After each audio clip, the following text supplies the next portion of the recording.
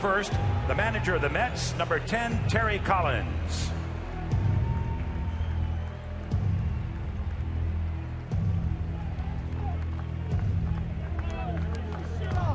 Leading off, the right fielder, number 3, Curtis Granderson.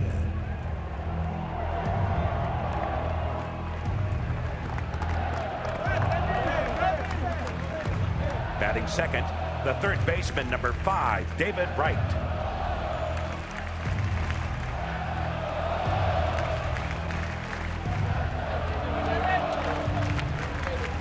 Batting third, the second baseman, number 28, Daniel Murphy.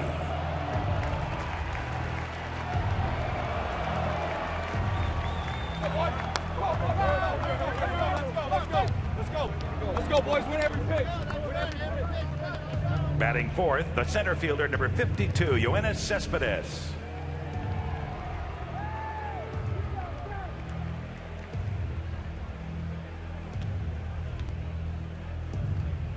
Batting fifth, the first baseman, number 21, Lucas Duda.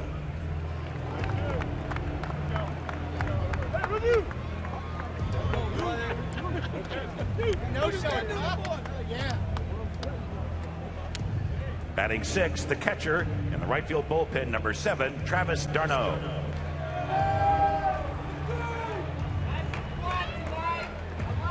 Batting seventh, the left fielder, number 30, Michael Conforto.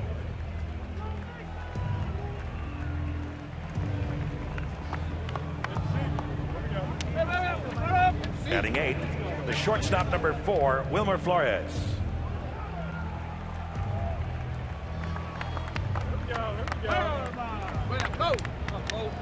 Batting ninth, the designated hitter, number 55, Kelly Johnson.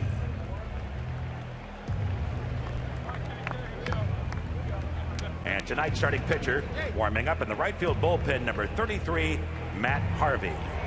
The New York Mets.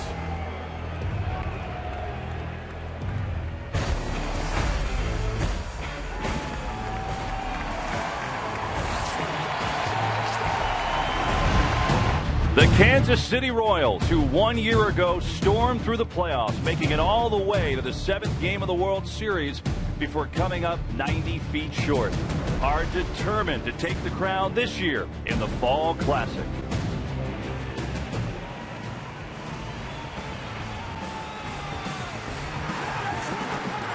And now, the starting lineups for your American League champion, Kansas City Royals. Let's meet the manager of the Royals, number 3, Ned Yost.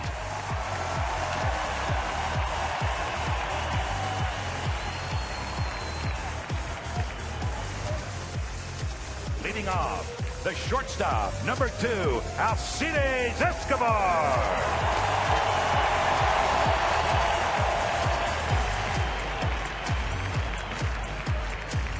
Batting second, the second baseman, number 18, Ben Zobrist.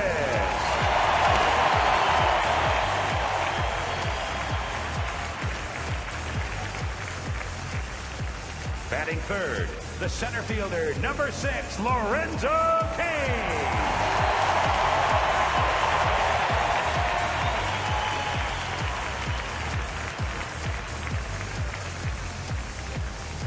Batting fourth, the first baseman, number 35, Eric Hosmer.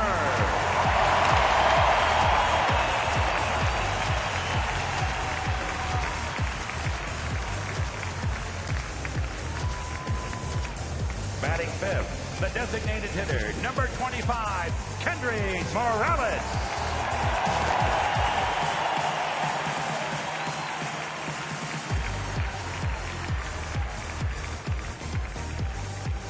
Batting sixth, the third baseman, number 8, Mike Moustakas.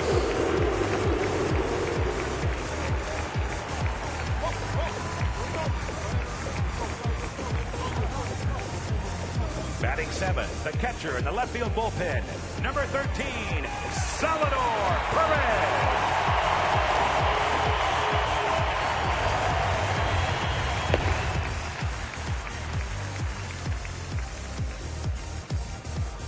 Batting eighth, the left fielder, number 4, Alex Gordon.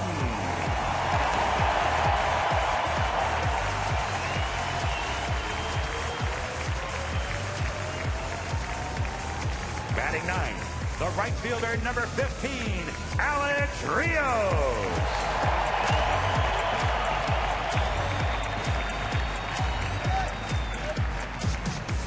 Tonight's starting pitcher warming up in the left field bullpen, number 36, Edinson Volquez. Your American League champion, Kansas City Royals.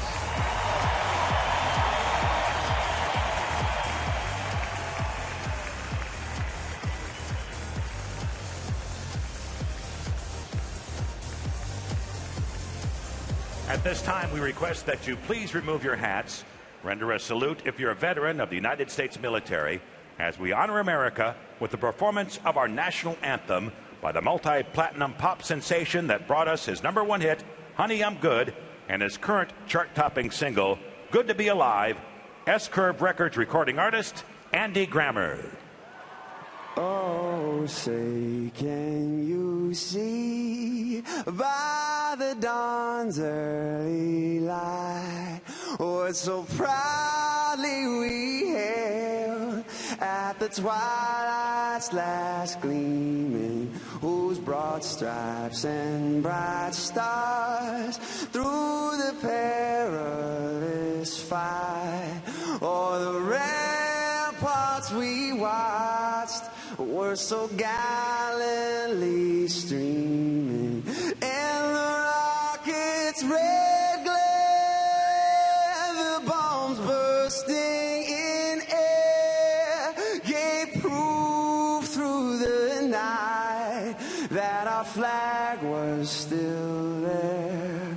Oh, say does that star-spangled banner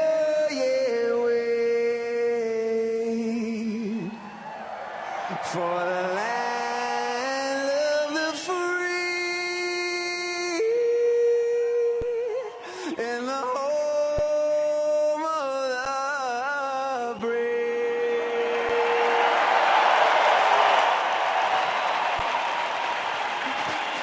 When we come back, Joe, Harold, and Tom have the call. The 2015 World Series, minutes away on Fox.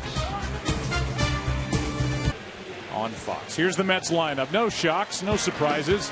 Who's the DH? Maybe that was the big question coming in. You're about to find out. Curtis Granderson will lead off in right. Then David Wright bats second.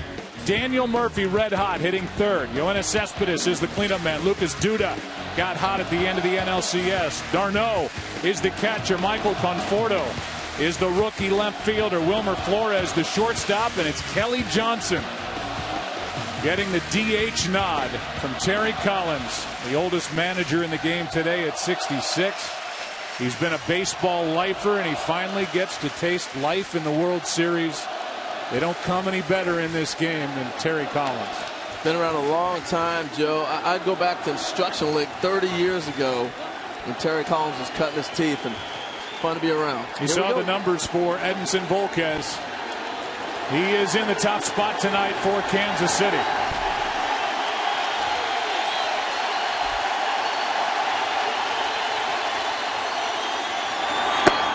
Strike one. Granderson at the plate, taking on Volquez, who is 1-2 this postseason. And Joe, his stuff has played up in this postseason. A lot of two-seam fastballs at velocities we have not seen all year. 95 to even 97. In the air to left. Back is Gordon. One away.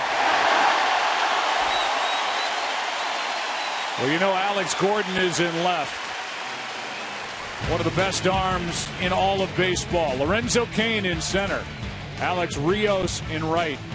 And then around the infield, Moustakas, who has that only error on that graphic. So far through 11 games this postseason, one error. Escobar, Zobrist, and Hosmer.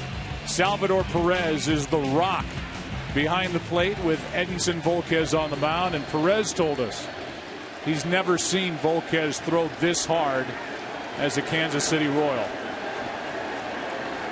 Here's David Wright. Joe, I always wonder the matchups. You know, David Wright's faced him a lot. He was in the National League. These Mets have faced him before, but it's a different pitcher. When you add the velocity of about 4 or 5 miles more than you're used to, it changes the guy you're used to seeing in the past. Here's a 1-0 to the Mets captain. Strike one. That's the bread and butter right there. Two-seamer that starts outside of the zone. Right-handed hitters give up on it. Runs back into the zone. It's been a long fight for David Wright to get to this spot. He is a great representative, not just for the Mets, but for Major League Baseball. Somebody who was voted as captain for this team. He was there in 2006 as a wide-eyed kid when the Mets came within 1 win of getting to the World Series. He's been through a lot since then. Dealing with a bad back this year. The 2-1 popped up. Right side for Rios. 2 out. Well, that's a credit to how hard Volquez is throwing. You see 2 fly balls opposite directions. Granderson to left and right there right to right field. For coverage of this game in Spanish, please tune to Fox Deportes. 2 out, nobody on. The batter will be Daniel Murphy. Let's see, the Dodgers couldn't figure it out. The Cubs couldn't figure it out. Can the Royals figure out Daniel Murphy?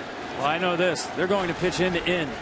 They think he's been much too comfortable in the first 2 rounds of the postseason.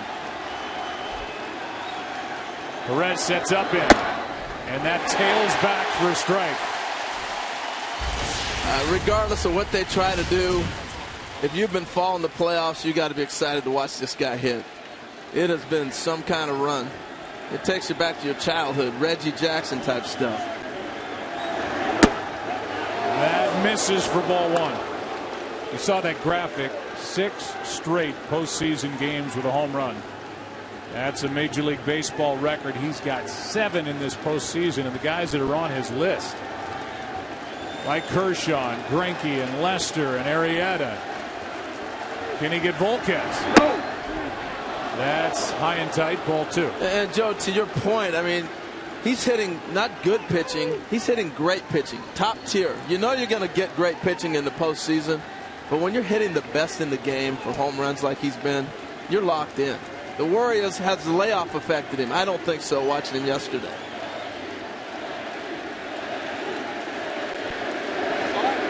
The Mets went right through the Cubs, swept them 4 straight, and never trailed in that series.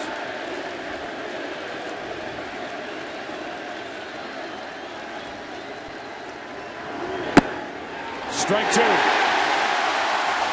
Well, Tom, there's that changeup we're talking about with him, not giving up a lot of long balls on the change. Look at him change pace, and look at the run on this. Yeah, it's actually a dangerous pitch. This pitch is supposed to be away. Inside changeup, right-handed pitcher, left-handed hitter. That's dangerous. Murphy thought it was down. Got him to end the inning.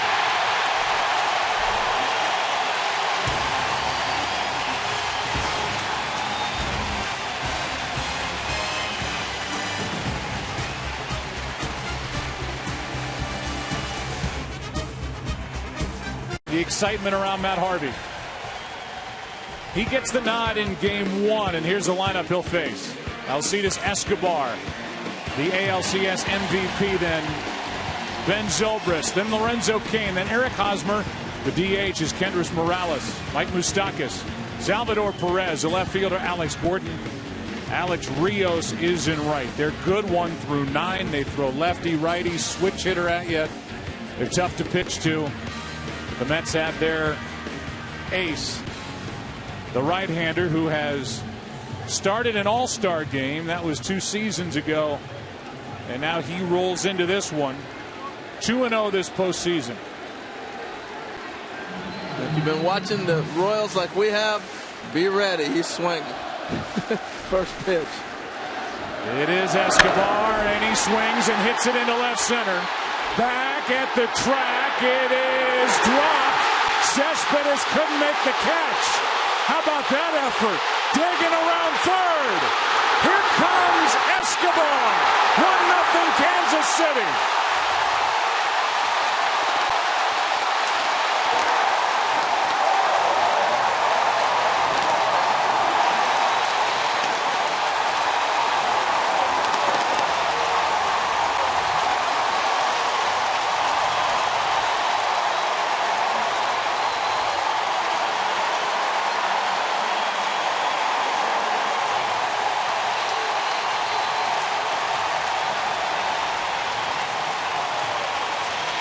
An inside the park home run for Alcides Escobar to start the World Series. I can't believe he threw a fastball over the plate first pitch. Well, I'm looking at the communication left center. This is a ball hung up in this weather. It looked like it was going to be a ball that Cespedes and both Conforto had a chance to catch.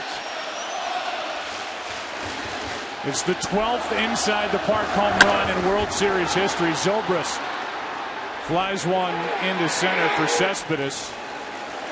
And Yoenis Cespedes went to his right and was either worried about a collision, guys, didn't see it, but just kind of flashed at it with his glove. I don't think he saw it off the bat. But again, you have to pitch Escobar as if the count is 0-2 when he steps into the batter's box. You know he's swinging. Well, here's the look at it. See Conforto back off and look at Cespedes the last second. He goes at it. So they miscommunicated on that fly ball. They both thought the other might get it in the last second. He just went for a little last second effort to try to catch it. Here's Kane up there pumping, strike one. Watch the read in center field by Cespedes. That's a very late jump. He did not see that ball off the bat.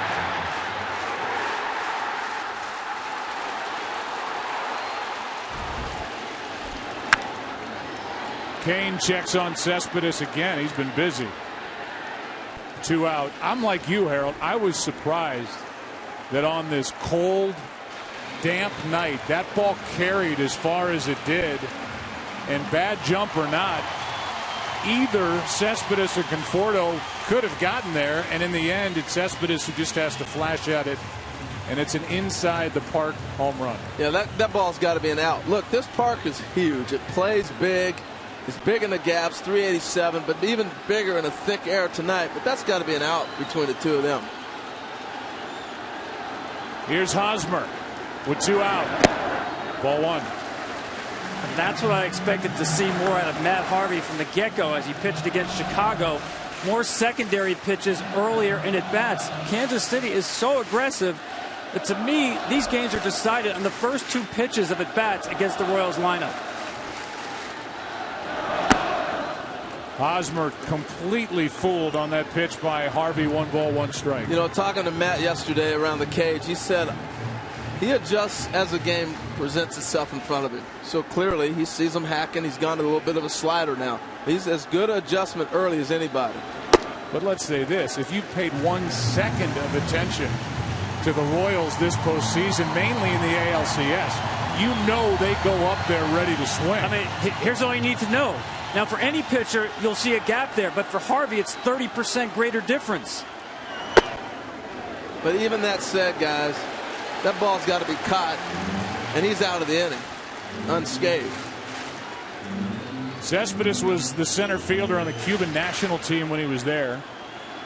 He has played left and center in the majors. Here comes a 3-1 pitch to Hosmer.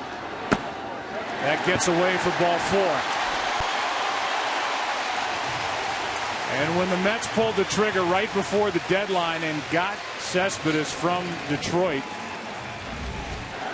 as you watch this ball into left center field, Terry Collins, the manager, said, I need you to work some in center field. Cespedes said, I'm a center fielder. He's handled himself well out there, just did not see that ball and couldn't recover. No, 9 out of 10, they catch it. This was the one they didn't.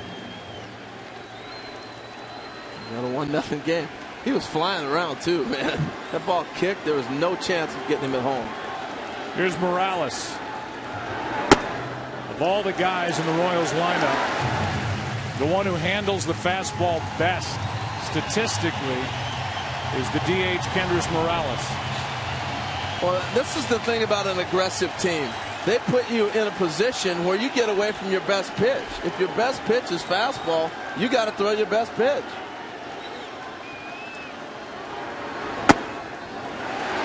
Two and 0. He's totally got away from his heater.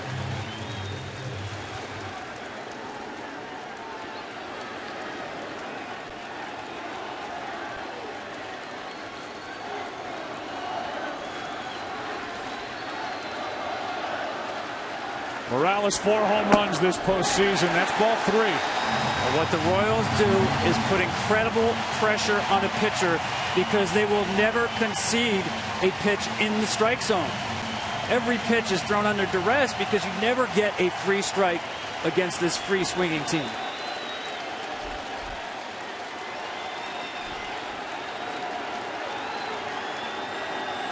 The 3-0 pitch. 3-1.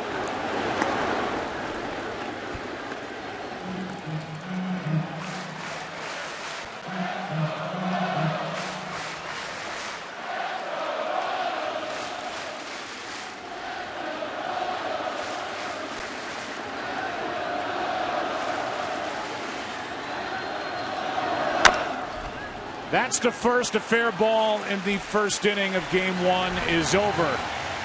Well, what a start. The MVP of the ALCS.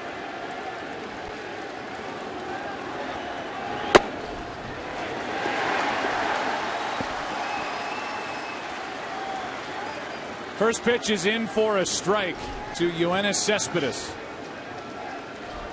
It was the man on the right, Alcides Escobar, probably still trying to catch his breath.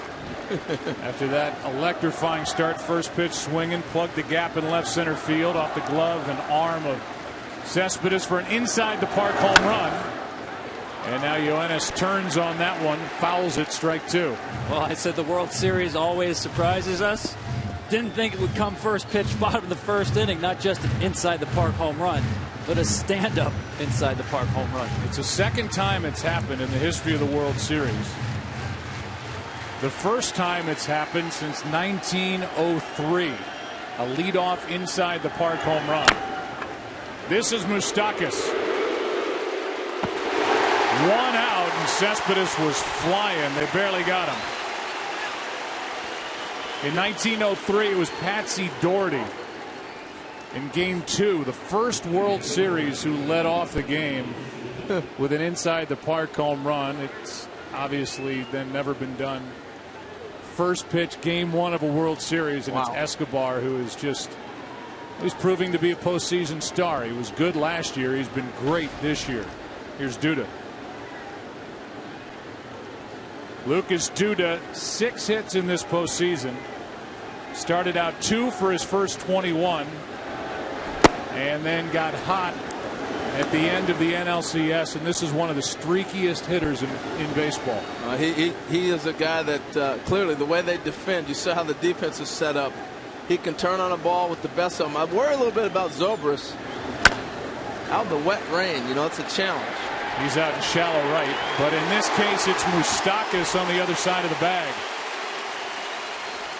2 out, nobody on. Home plate umpire is Bill Welke. He is joined by Mark Carlson at first, Mike Winters at second, Jim Wolf at third, Alfonso Marquez is in left, and the crew chief is Gary Cederstrom in right. Mike Everett is the replay ump in New York. First World Series for Bill Welke, joining his brother Tim Welke, calling World Series games.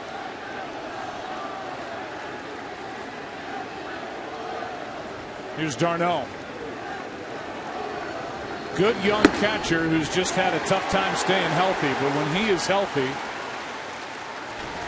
he is impressive. Yeah, he can do a lot of things for you, particularly the power starting to come on. You always hear that about young hitters, the power will come later. We're starting to see it out of him now. He hit a tape measure home run in Game 1 of the NLCS to straightaway center. A guy who was in the Phillies organization, traded for Halladay, and then moved on to after Toronto here to the Mets. Part of a big deal with R.A. Dickey going the other way. Here's a 1-1. Popped up. Zobrist out. He wants it. And that is 6 straight retired by Edinson Volquez. Bottom of the second rolls in game 1. Royals back up 1-0. Back to the hill. Mike Moustakas, who was wearing a microphone during the pregame, is digging in. Here he is. And a big game 6 here against Toronto. That's into left. 1 pitch, 1 out. And here's how it sounded from Mike Moustakas before tonight's game. Hey, let's go, boys. Come on. Here we go. Let's go, Skipper. This is our time. Yes, sir. This is our time. What we've been waiting for. Yes, sir. I got no pressure. You got to throw a strike. If I bounce it, you got pressure. I'll block it up.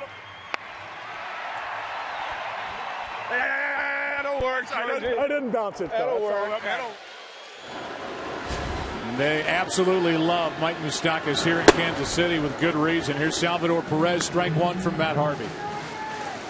Yeah, he's a joy to be around. But the one thing I just saw right there, 96 from Harvey, getting back to that good heater. Perez hits it, foul. Strike 2. And that sound from Moustakas, a little window into the confidence of this Kansas City team.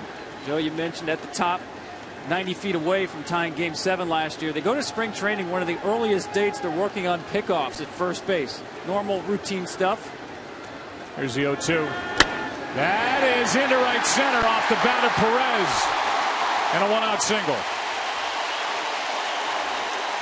And the players said to Ned Yost, we're not just doing pickoffs, we're also going to do rundowns. I'm telling you, from day 1, they had this series in mind, the World Series.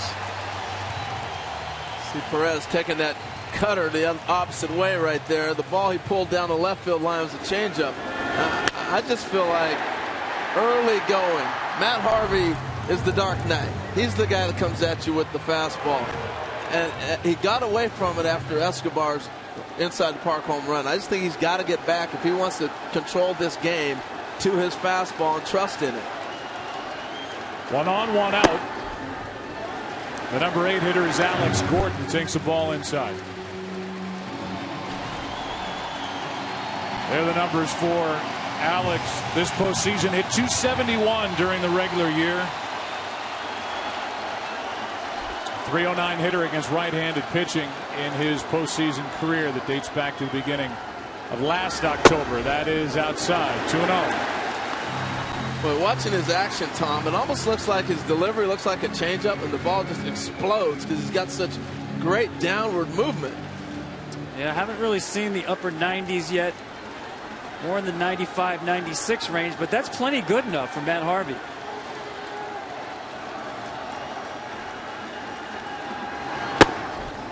That's inside. Fastball missed. It's 3-0.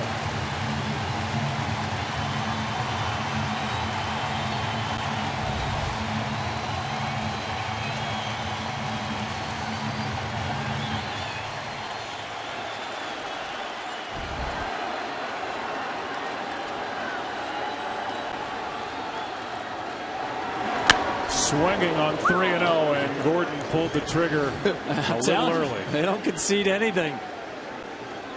And he got what he was looking for, just a little too quick. He's sitting there, especially after missing on the 2-0 fastball. He knows he's getting 1-3-0 on the inside half. Man, he got in front of that, Joe. Goodness. See if he gets it again on 3-1.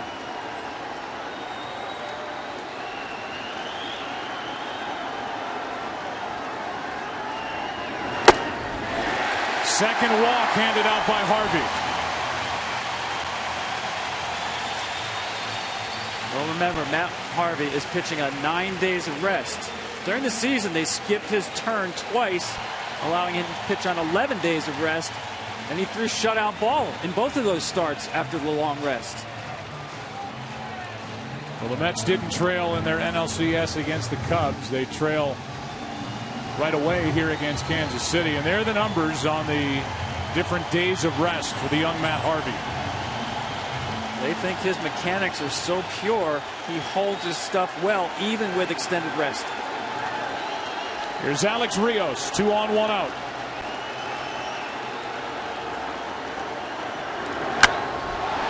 Flied in the air to left center. Cespedes back. Perez won't go anywhere. 2 out.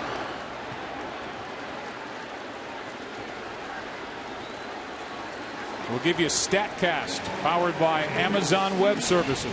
Well, let's take you back around the bases with Seria Escobar. All right, he sees the ball off the bat. He's going to get 20 miles an hour, and he's going to take him to go around 15 seconds. Now, what was that first guy hit the first inside the park home run? Patsy Doherty. I don't think Patsy got around in 15 seconds. I'm just saying. The man was flying right there. And when that happened, Matt Harvey had given up the inside the park home run to this man, Alcides Escobar. Last pitcher to allow a first inning inside the park home run in the World Series was Babe Ruth. That was in 1916. The High Myers of the Brooklyn Robins. And for you Met fans, Casey Stengel had one for the Giants in 1923.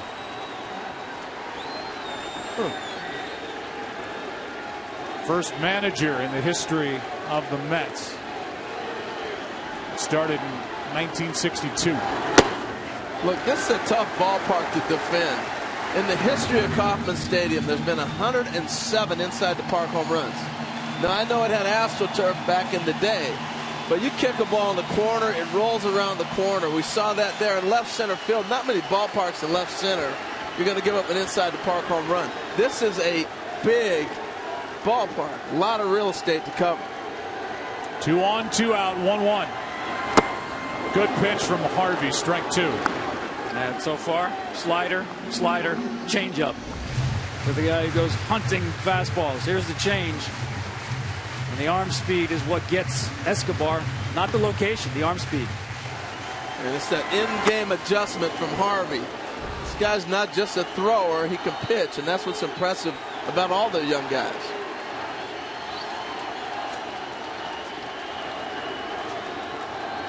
The 1-2. Left side for right. Inning over. Harvey gets into and out of trouble. Third inning rolls in. Mets batting down. And that was in Game 7 of a thrilling game in World Series. Let's go down to Aaron Andrews. And after that final out, Joe, Eric Hosmer had wrote for the Players Tribune saying the entire team went back to the clubhouse and just sat there in their uniforms, not saying a word for about an hour and a half. We talked to Ned Yost about it. He said after a week he thought it would go away. After 2 weeks it would go away. And it never went away. He said it didn't go away until really spring training. And what he told us today is last year we were happy to be here. This year we expected it. And like he said on the trophy stand after the ALCS, we've got some unfinished business to take care of. They are not surprised to be here at all. This is a well-constructed team. Here's a ground ball right side. Diving stop by Hosmer. Race to the bag. One away. Good cover by Volquez. Yeah, and what I like about this play with Hosmer diving, it's been raining all day. So Zobrist is in the outfield grass. You don't know how this ball is going to bounce once it gets to the grass.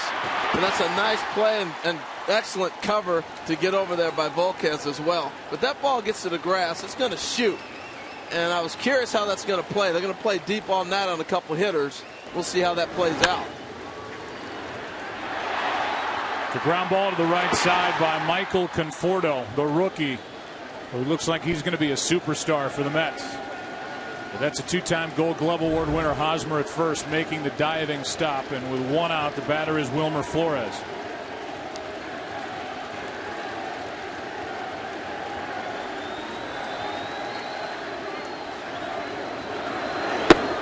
Strike 1 from Volquez. So far, the command has been impeccable for Volquez. Flores is a guy you want to keep the ball away. Tremendous power, but all his power is down and in. That's well hit into left field. Right there to make the catch is Gordon. 2 down. Joe, we talked about the defense of the Royals. That's one Gold Glover to the other. This defense is exceptional. Great jump by Gordon. The slide, no problem. Got it all the way.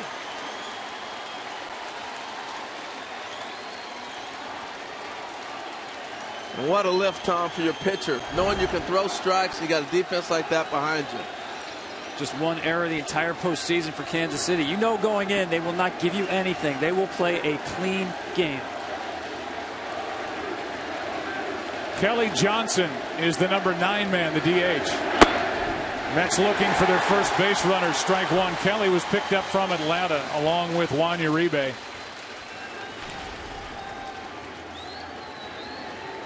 And it was really when the Mets started to turn things around, although this team just kicked it in once they picked up Cespedes. Minutes before the deadline expired. And here they are in the World Series. And here's Kelly Johnson set up at 0-2.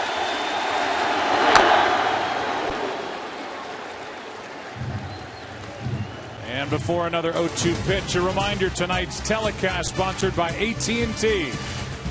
Mobilizing your world.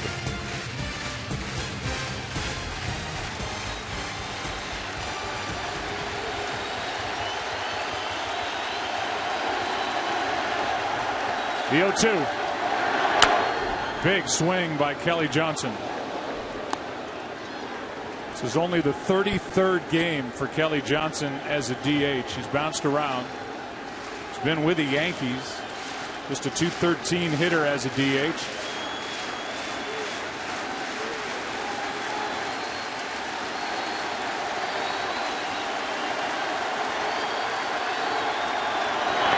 And he's hit. Mets have their first base runner. I want to make a point about Cespedes in center, and that's how this game started defensively for the Mets. Juan Lagares is a Gold Glove Award winner who plays center field. But when we talked to Terry Collins, the manager of the Mets, he said, why Cespedes in center and Conforto in left? He said, we have to be offensive in this series, and he likes the way this lineup sits that way because they get more of an attack offensively as opposed to with Lagares in the outfield, specifically in center. Yeah, Lagares, low on base percentage guy, especially against right-handed pitching.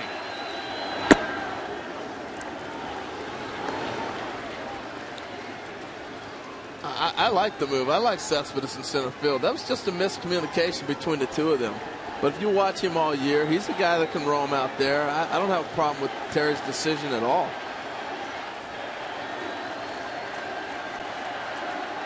Runner at first, 2 out, 1-0 pitch. Granderson, 2-0. Curtis flied to left his first time up in his second year of a 4-year, $60 million deal, and he had a good year. 26 home runs. 24 of which came against right-handed pitching. And he's been good in the postseason. With the count in his favor, you saw Moustakas, the third baseman, move over to the right side of the field. Another shift. 4 hitters in the lineup they will shift against. Here comes a 2-0. 3-0. You know, he's got himself a little bit of trouble, and I think it goes back to the 0-2 pitch. Kelly Johnson fouled back up this way. A great hack on a ball away. Then he tried to get him with the breaking ball that hit him, and it's just enough to get him in a stretch and get him out of his rhythm. So he's got to figure out now, out of a stretch, how to get himself right and correct to be able to throw strikes.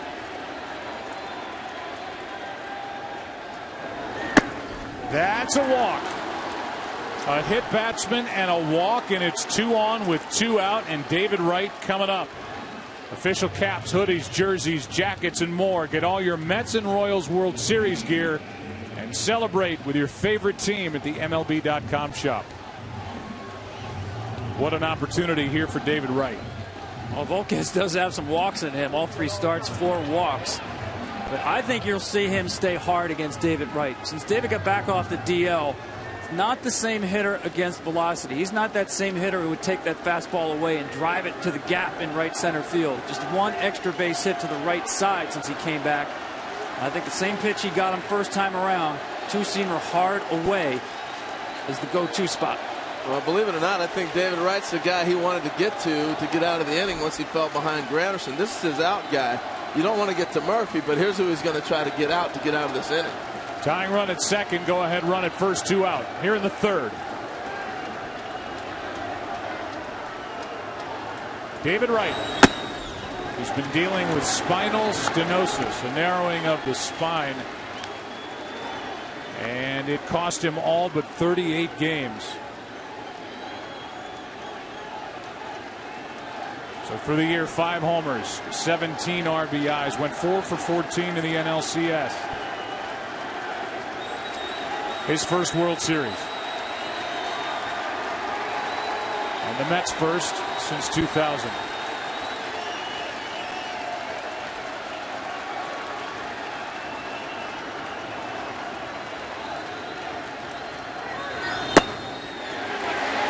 Strike one. Yeah, it was a long road back for David. Spent most of the summer in Los Angeles going through all kinds of traction and doing whatever he could to try to get back on the field. I asked him yesterday, did you think there was a chance you wouldn't get back? He said, no, I knew I'd get back. It just was going to take a while to get back. It took about 5 months.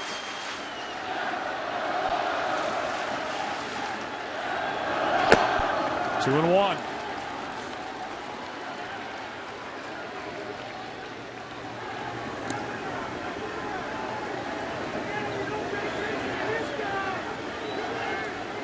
David Wright, who signed an 8-year deal back in 2012. He's trying to come up with a big hit here in the third inning with 2 out.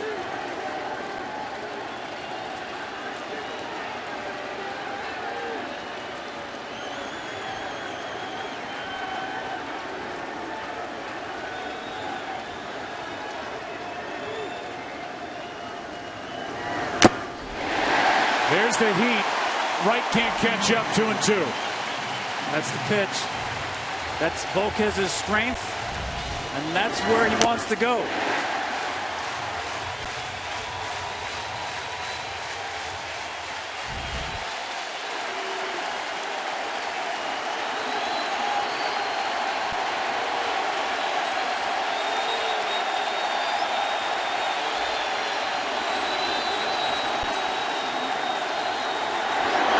Got him looking.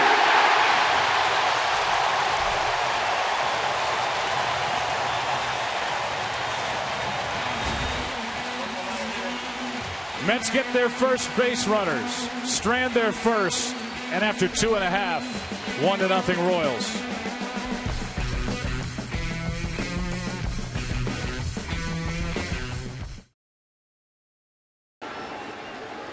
Two, 3, and 4 hitters for the Royals, up by 1. Strike one from Matt Harvey. Harvey allowed the inside the park home run on a ball that went off Cespedes in left center field. And the first pitch he threw. Got around a 2-out walk in the first, a hit and a walk in the second. The count 1-1 on Zobrist, who fly to center his first time. You know, Joe, it was fun talking to Matt Harvey yesterday because he was like, I'm not the guy. That's on the infield. Flores 1 out. That's not approachable. You know, come up with that pitcher. He's got the headphones on. He's all psyched out, and you can't talk to him. He's like, no, you can talk to me. Just hanging out around the cage. And so I had to ask him, how'd you come up with the nickname The Dark Knight? He turned around and he looked all over the place. I said, where are you looking? He goes, that guy right over there. And I go, who? He goes, Tom Verducci. He named me The Dark Knight. Really? That is true. I wish I had royalties on it. That was for an SI cover story. Matt's first year. Saving New York. Here's Kane. So how did you come up with The Dark Knight? No, really, saving New York. I'm not kidding. You know that, Joe, you talked about it, 6 consecutive losing seasons, and they needed somebody in Gotham to come save the day. And he was exactly what you would want from a #1 starter. The stuff, the personality, just of all the drive. He wants it. That's into right. That's Granderson to his left. And let's give you part of the timeline for Matt Harvey, 7th overall pick back in 2010. Easy does it coming back from Tommy John. Missed all of last year. He was the talk of the town. May 1st, a 5-0 start. September 4th, now we get into the issue with innings limit. September 7th, he comes back and says, I will pitch. And now here he is. Tonight's the night. Game 1 of the World Series gets the ball. As far as the innings limit, it was brought up by his agent, Scott Boras, and it became public that the target number was 180 coming back after a season off and coming back from Tommy John surgery. Here's Hosmer, and that's 2 quick strikes. That started a mess for Matt Harvey, and according to his manager Terry Collins, Matt came into Terry's office and was shocked at the response in New York. Here comes an 0-2 pitch. Some of the veteran leaders on the club talked to Matt. Terry talked to Matt, and he came out of that a little bit shaken, but said, wait, this isn't representative of how I feel. I'm going to pitch, and if we go to the playoffs, I'll be there for you. And he's scheduled to pitch twice in this World Series if we get there. 1-2 pitch, fouled back. Yeah, he got knocked back on his heel by that backlash, caught him off guard. The turning point, a start against the Yankees September 20th. Came out of that game, 70-something pitches with a 1-0 lead. Mets lose the game. The next day, he went to Terry Collins and said, you know what? I want to pitch in the postseason, and I have to get to 100 pitches my next 2 starts. I want the baseball. That's when it turned. There's a 1-2. Another foul. And you're talking about pitching. I'm just watching and admiring the in-game adjustment he's made. Look, he gave up the first batter. Is how they scored the run. He's had some traffic, but he's done a great job of mixing in all his pitches and really being able to offset this offense a little bit right now. He's brought it back under control. Well, I know this. If he was driving the Dark Knight's Batmobile, he would not be in the left-hand lane. I mean, he is not going 96, 97. It's more 93, 95 tonight.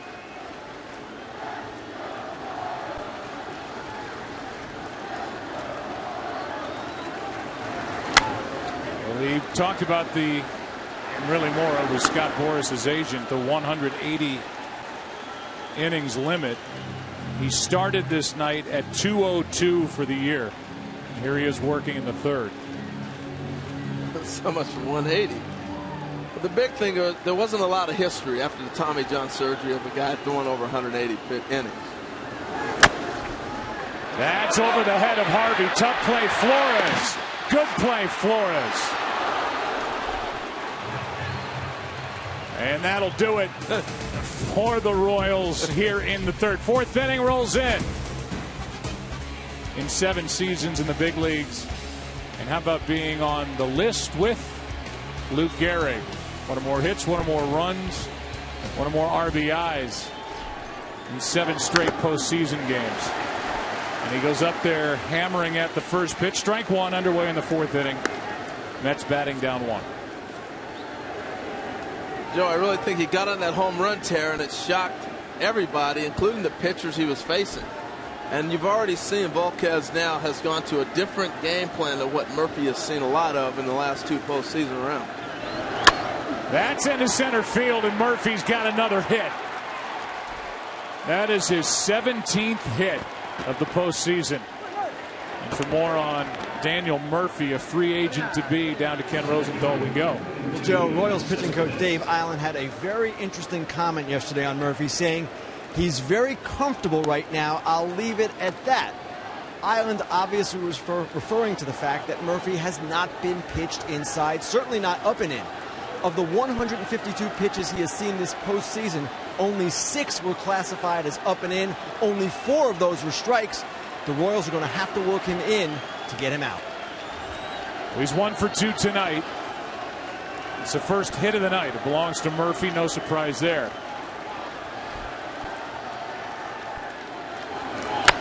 Cespedes pops it up. Out is Zobrist. Had to go a long way. 1 down. 1 on, 1 out. Duda coming up. Tonight's telecast is sponsored by Chevrolet. Find new roads. By Geico, 15 minutes could save you 15% or more on car insurance. And by DirecTV. Don't just watch TV, DirecTV. This city is all lit up. Whether it's the Power and Light District or really anywhere, they are alive and loving the Royals here in Kansas City.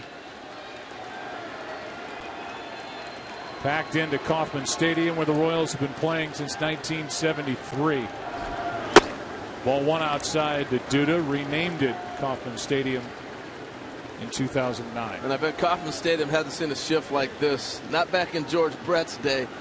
Look at where the third baseman, the shortstop, and the second baseman play him. This is double play depth. Normally, the second baseman's out in the right field grass.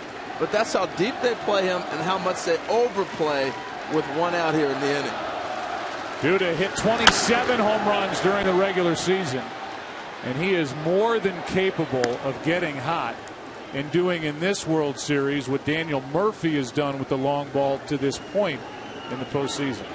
Yeah, he's extremely streaky on both ends of the spectrum, both hot and cold. The Mets actually have been living by the home run ball. A home run in 10 consecutive games dating back to the end of the regular season. That's 4 hitters in this Mets lineup where you only have to defend half of the infield.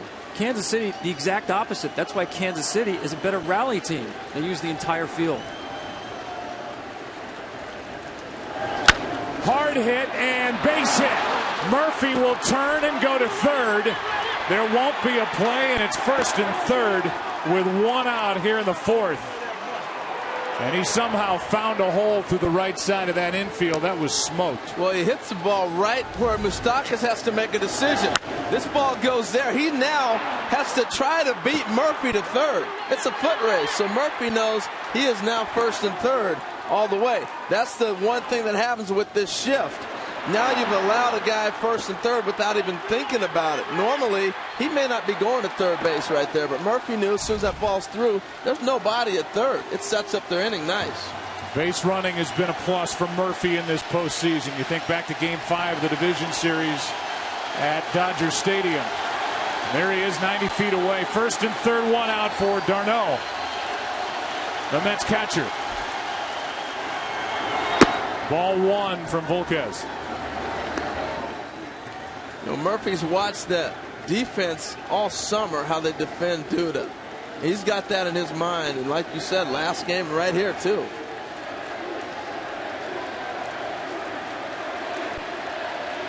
One out in the inning. Royals looking for the double play ball. The Mets looking for something to tie it, or even bigger from d'Arnaud. That is a fair ball.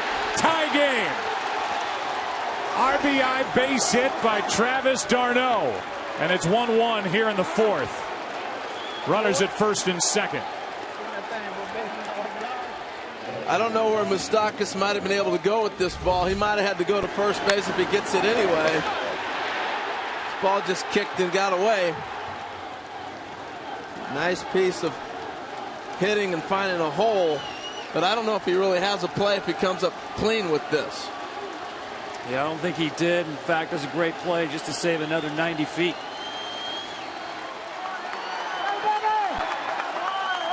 So it's Travis d'Arnaud who ties this game, and now it's the rookie Michael Conforto. Robbed of a hit his first time up. Strike 1.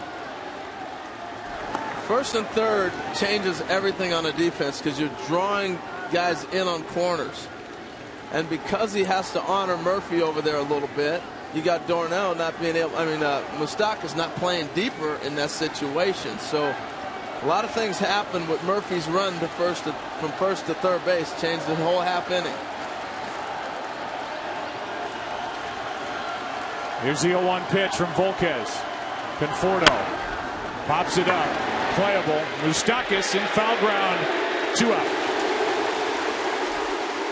They have stayed inside all night against Conforto. He has a beautiful swing, reminds me of Carlos Gonzalez, but It's a little bit long, and they think the velocity of Volquez can beat him inside. It's exactly what he did right there. Every pitch he has seen tonight has been hard in. Just a little tardy. Yeah, you always look at like game one is almost like watching a boxing match, and they fill each other out for the first 2 rounds to see what the other guy's bringing. Game one sets up how they're going to pitch me, how they plan me, what do they think in certain situations. You don't think Kansas City's going to recognize Murphy's going to go to third base every ball hit? So you learn a lot of things. Just like Conforto's going to learn, they're going to pitch him inside. Here's Wilmer Flores with 2 on, 2 out in a tie game.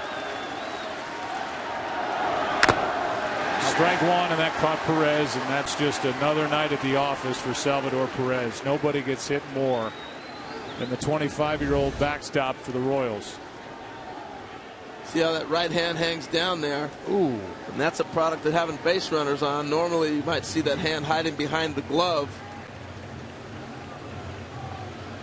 He is so big. It's like I hit the thumb almost down there, hanging down. Man, that's got to hurt.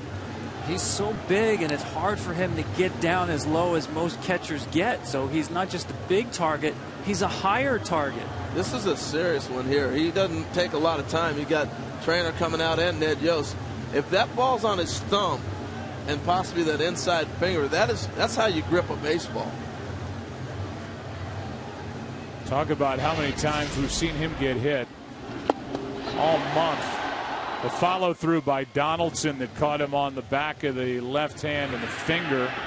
And then in this one, straight into his chest, one off his shoulder, off the mask. Those are the ones that he says will really daze him.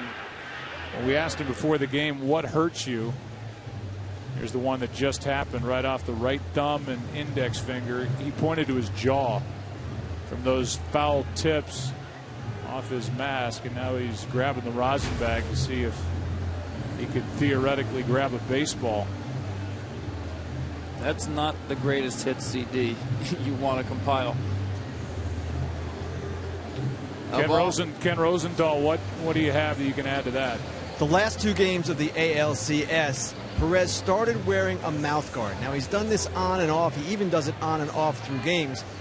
And the idea is to basically keep the jaw in line and to prevent the force from spreading all over the place. It kind of stabilizes the force, makes sure it's spread out evenly.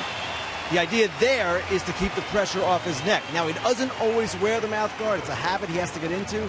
He likes to chew gum, and he likes to chew sunflower seeds, and that is not easy to do with a mouth guard. Yeah, I don't think he doesn't have the mouth guard in. He's got gum in instead. Well, hopefully he's okay.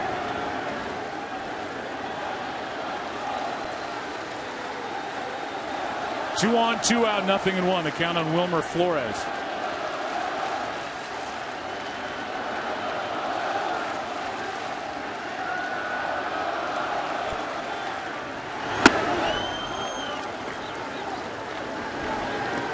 You saw that last pitch, that right hand went behind his back.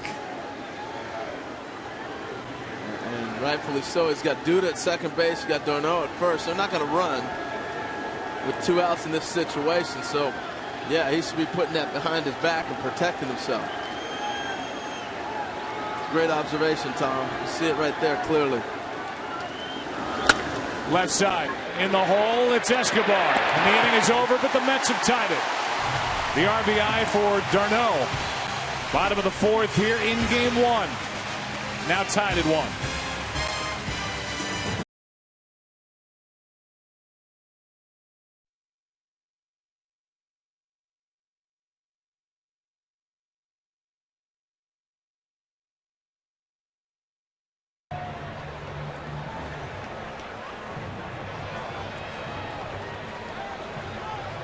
A very unusual circumstance, and again, you can see Major League Baseball brass, Joe Torre and Jim Leland and company.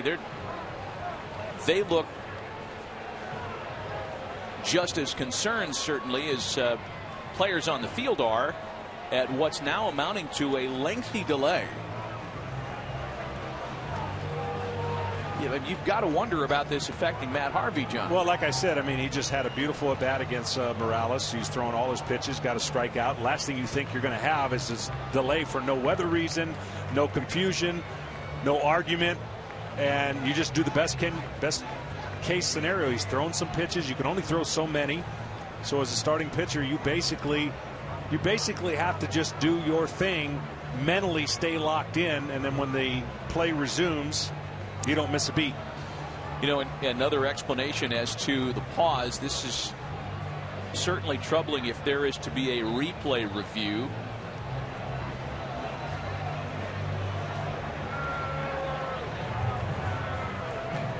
We would like to welcome the U.S. audience joining us on MLB International with Hall of Famer John Smoltz, Matt Vasgersian. We're taking over on Fox until the technical issue is resolved, and we'll get you back to Joe Buck, Tom Verducci, and Harold Reynolds in just a moment. Meanwhile, play will resume after the technical difficulties. You didn't miss anything, America. No. Because after the strikeout to Kendrys Morales, play stopped when Terry Collins came out onto the field, had a word with home plate umpire Bill Welke. And that's kind of where we've been since. I'm sure a sold-out crowd is wondering why the pause. They certainly are. They would like to get their team going, and Matt Harvey would love to get going again. As I mentioned, he is in good rhythm right now with all of his pitches. So now it's Mike Moustakas with one away and the base is empty. He takes a strike. Moustakas lined to left in his first try tonight. 1 out, bases empty, a 1-1 ball game, bottom half of the fourth. And a breaking ball taken for a strike, 0-2. Yeah, those are 4 or 5 of them now in this inning. We talked about early in our broadcast that the breaking ball would be a key pitch against the Royals hitters who attack the fastballs.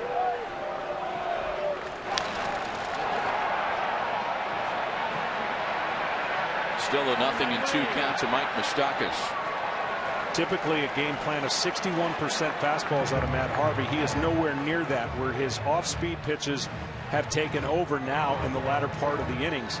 He came out firing with his fastball, and now he's been able to break in the breaking ball. His changeup has been very good, and he's kept the hitters off balance for the most part here with 1 out in the fourth. We had discussed it earlier, and for the benefit of our Fox audience, I know that you and I were both looking for that kind of big time velocity plus for Matt Harvey to kind of set the tone tonight.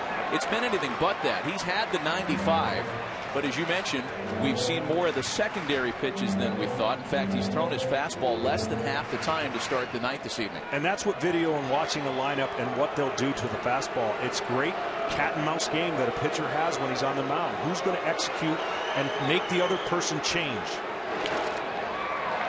Mike Moustakas hanging around, still a 0-2 count. And obviously the goal is to make the hitters change as a pitcher, and vice versa. If you're out there, you're trying to disturb the rhythm that Matt Harvey has going right now, and you're looking for any mistake. But he has 4 pitches he can go to. That's what makes him so special.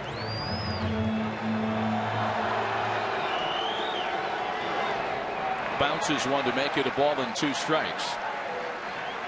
Well, folks, we're just settling in when Alcides Escobar whacked the first pitch in the bottom of the first inning into the left center field gap. And after a misread by Cespedes and Conforto, it turned into an inside the park home run. The first inside the park home run in World Series history in quite a while. Moustakas whacks a 1-2 pitch into right. Granderson is there at the track to make the catch. 1929 to be exact, between World Series inside the Parkers. The Mets counter for their run in the top of the fourth on an RBI single by Travis d'Arnaud.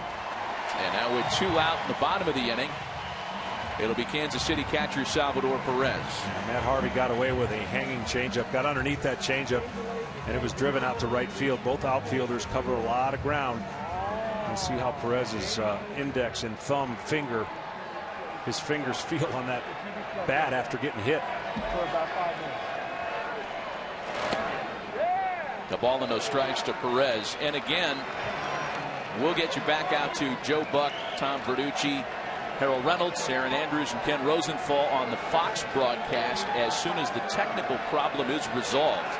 Until then, with John Smoltz, Matt Vasgersian here on MLB International. And Perez is robbed of potential extra bases on a great grab by David Wright.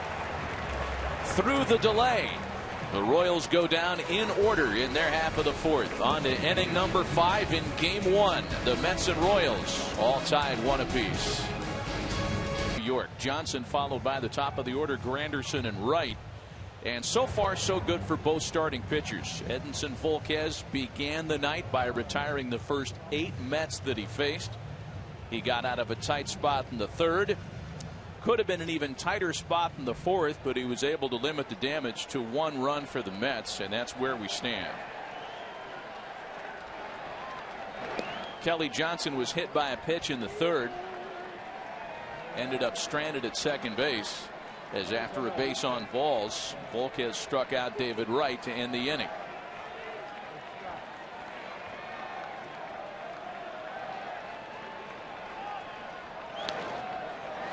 A ball and a strike to count to Kelly Johnson. Well, so far for Volquez, his fastball's been a little sporadic. He has the miles per hour that he needs, but the command has to be a little bit better. His go-to pitch when he needs to make a money pitch has been his changeup. His curveball hasn't quite had the accuracy, as Kelly Johnson was hit by one of those curveballs with 2 strikes.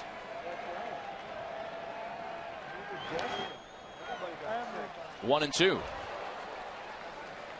At 32 years old, Edinson Volquez making his first ever World Series start. We discussed his career postseason success at the start of the telecast. This year, he's been a lot better in the postseason than his numbers would indicate. And now goes to 2-2 on Johnson. Yeah, a little bit of that late movement can not only catch the hitter, but maybe catches the home umpire here when you see this pitch, and the late movement maybe up a little bit, but nonetheless, the kind of pitch you want as a pitcher to freeze the hitter. 2-2 pitch with some English on it out to shortstop. Escobar with an off-balance throw to get his man. One of the areas the Royals feel like they have a bit of a matchup advantage is their defense up the middle. And Alcides Escobar flashing some good work there. Well, you mentioned it, the English on this ball. He was played for the shift. He gets it and throws it. Nobody better between your shortstop and your catcher. Smooth hands does Hosmer have. Great play. Always a pick-me-up for a starting pitcher to get that leadoff guy out. Anybody that gets on base in the postseason feels like a rally. The crowd knows it. Certainly the pitcher knows it. Here's Curtis Granderson now. He has flied out and walked in 2 trips to the plate and falls behind 0-1. Edinson Volquez gets ahead, especially in this postseason. He has been particularly tough, and now he's ahead 0-2. Through his first 3 postseason starts this year, opponents are just 3 for 31 when they start 0-1 against Volquez. Here is his 0-2 to Granderson. He's able to check his swing on a pitch that missed outside. That's big velocity. Well, he kind of, when he finished, it looks like he flies all over the place. He's in control. It's that front side that goes a little bit haywire at times, where it makes that fastball leak away from the intended target.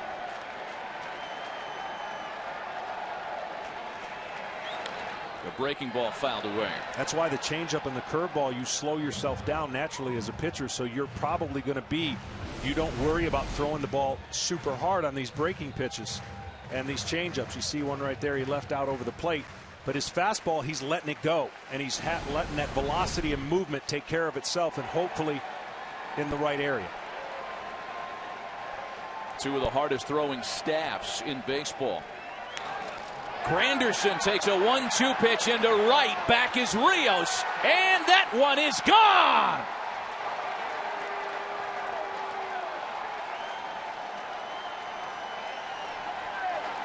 Curtis Granderson delivers the Mets' first World Series lead. Now, this is a team that relies on the home runs, and Curtis Granderson, as his patience goes, he's got that area up, in, that he doesn't miss. and Volquez gets underneath the fastball. And of course, Granderson, that one area that he loves, he pulls the ball. Only one home run the other way. You cannot miss in that area to Curtis Granderson. 2-1 New York. Now David Wright.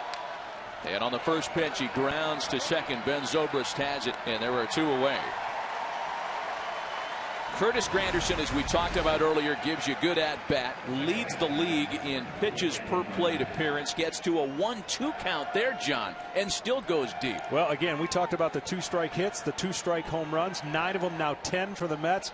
That's just a location miss. Fastball away, you can see Perez reaches. You never want to reach. When you see a catcher reach, it's not a good sign. And Granderson, along with the guy that's at the plate right now, has made the opponents pay when they make a mistake. The guy that's at the plate right now, Daniel Murphy, has homered in a postseason record 6 consecutive games, 7 postseason home runs for him in 2015. He has singled, scored, and struck out tonight.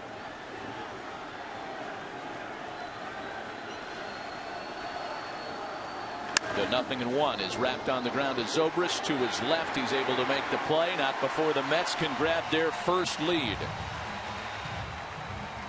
A 2-strike count and a home run by Curtis Granderson have made it 2-1 New York. It was panic for a moment. We're going to enjoy the telecast now. Smoltz and I are going to step into the back of the room. You want me to leave any of my stuff here for you? No, yeah, if you don't mind. Got it. Like your pencil. You got it. All right. Matt Harvey now has the lead because of that Granderson home run. Harold will pick up Matt Vasgersian's headset, and we will continue on here in the bottom of the 5th inning. The batter is Alex Gordon with Alex Rios to follow and Escobar. And I don't know if the power was up when Escobar just made an unbelievable play for the first out in the 5th inning and a ball hit by Kelly Johnson. I tell you, everybody's talking about the offense. The defense is stunning for Escobar as well. Gordon flies one down the left field line. That will get out of play, and the count stays at 1-2. Well, I'm trying to make sure my mic is still working here. All right. We started talking about the Dark Knight. It became Silent Night. Yeah, it was. Anyway, we're moving on. 2-1 game here in Game 1 with the Mets on top. A single tally in the 4th inning. The home run by Granderson. And now Matt Harvey gets a strikeout to start the inning. Tell you what, to me, the difference in this game, I know Granderson just hit a home run. It's 2-1 right now. Murphy had a big run from first to third, set up a run. He scored. But Matt Harvey's been the difference. From the first pitch to the rest of the game, he's gone to the breaking ball, went to the changeup, and got back his fastball. He's at mid-90s. He's been the difference maker because early on they were attacking him, putting the ball in play. He's been very effective right now. Here's Rios. Fly to center his first time. And that one takes off out of the right hand of Harvey, ball 1. Well, what he's doing now is he's starting to get the swings and misses. We talked about that at the top. That can define this series. The power pitching of the Mets against this deep, aggressive lineup. Only had 4 swings and misses out of the first 27 swings, but now the off-speed stuff is getting the misses. Here's a high fly ball into left off the bat of Rios. Just got under it. Conforto is there, and that's out number 2. Well, we always talk about misses being swings and misses, but that's a miss as well. And when you got enough velocity to go up on a guy like you did right there in the strike zone on Rios, you're going to get guys that miss pitches and pop them up. So the velocity's not 97, but I'm going to tell you, 95, 93, that's still getting the ball in there good enough. And he's now set up his off-speed stuff to make that fastball look even faster. Well, here's Escobar. And if you're just joining us, Alcides Escobar, who was the MVP of the ALCS, swung at the first pitch. If you watch the ALCS, that doesn't surprise you. And he sent one into left center field that Cespedes didn't see real well, and then it went off the glove and arm of Cespedes for an inside the park home run on a ball that very well could have and probably should have been caught. That's the only run of the night for Kansas City. That's the only fastball Escobar has seen for Matt Harvey. There's a 1-1. Left side in the hole. Flores, long throw. He got him. What a play. And for a guy who struggled with a glove and defensively early on in the year, Alcides Escobar gets a taste of his own medicine. What a play by Wilmer Flores. And that sends us into the 6th inning, game 1. And that got this game underway offensively for the Royals. But since then, Matt Harvey has taken over. And he's doing what Matt Harvey does best, and that is dominate a lineup as the man who was involved in that play in left center field. Yoenis Cespedes leads off, takes a ball from Edinson Volquez here with the Mets leading 2-1 6th inning.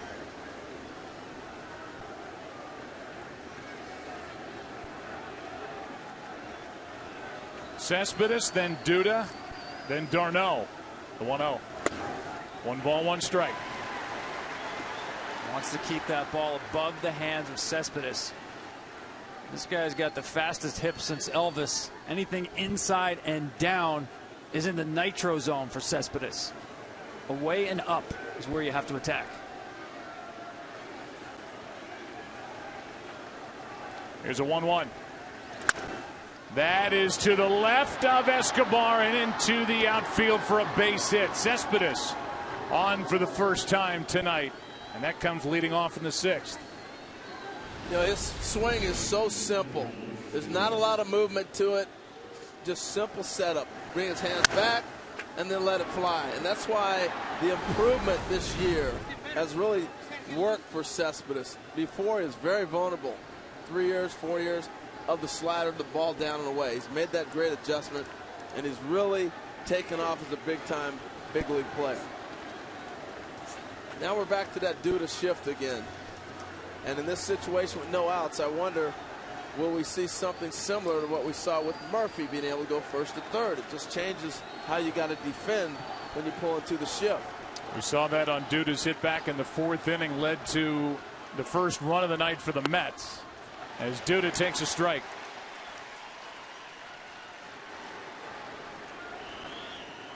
Lucas now 5 for his last 9. And starting this postseason, 2 for 21.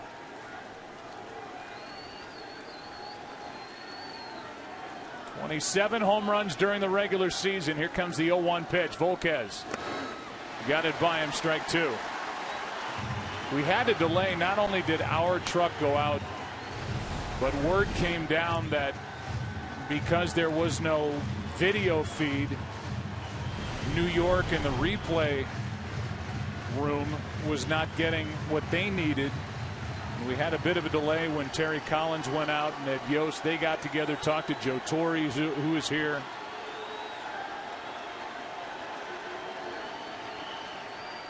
And for a while, and I would imagine it's no longer the case, these managers evidently agreed to play the game without the use of replay. Oh my goodness, no replay? We're going to play? Going back to the Stone Age. But Terry Collins was hot out there because he didn't want Matt Harvey standing around. He needs Harvey to go deep into this game, and Harvey is settled in. Duda takes ball 1. Well, and I think these are the critical innings that you move into. The Royals bullpen can cover 6, 7 to the 8th inning. The interesting thing will be, can the Mets? So the pressure's on Harvey to be able to bridge that gap as deep as they can go to the 8th or 9th inning to their setup guys. Interesting to see Volquez there with the slide step. With the leg kick, he is very slow to the plate. The 1-2. Hard hit, right side, base hit. There goes the third. Off the glove of Moustakas and going first to third, just like we saw back in the 4th inning, albeit with Murphy running. Over to third goes Cespedes, and it's runners at the corners with nobody out. Now we talk about the adjustments you're going to see made in this series. I think you see a change here because he's going to get a fastball that runs. Duda stays on it, and he pulls it like they expect him to. But this is a problem.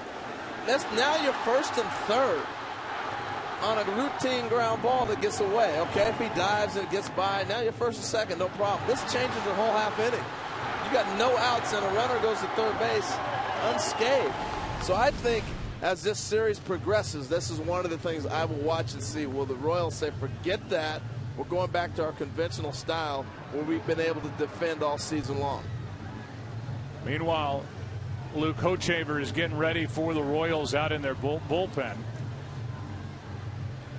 The Mets went 0 for 8 their first time through the lineup. They had a hit batsman out of that number 9 spot with Kelly Johnson. Since then, 6 for 13. So they've figured out Volquez.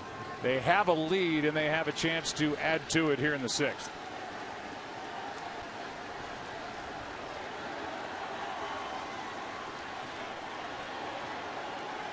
Darno, an RBI infield single his last time up. He's 1 for 2.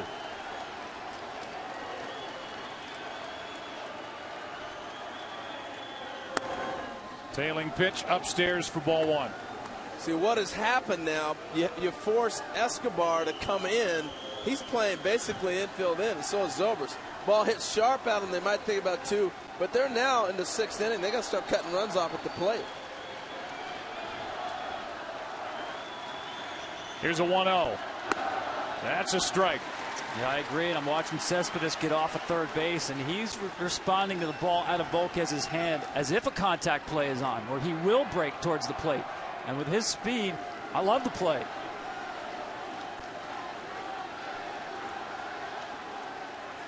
Mets have a 1-run lead, a chance for more. Here's a 1-1.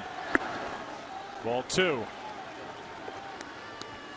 Well, they've got the best of both worlds. If you don't send him and they double him up and then he goes when the pivot's turned, you pick up the run. But if he doesn't and you get 1 out, you got Conforto coming up with a runner on third base and 1 out. So they can work it a lot of ways. Back-to-back singles to start the inning. Cespedes, then Duda. Here comes a 2-1 pitch. Upstairs as Volquez doesn't get the call. It's 3-1, and Hochevar is ready to go if needed out in the bullpen. Ball's up.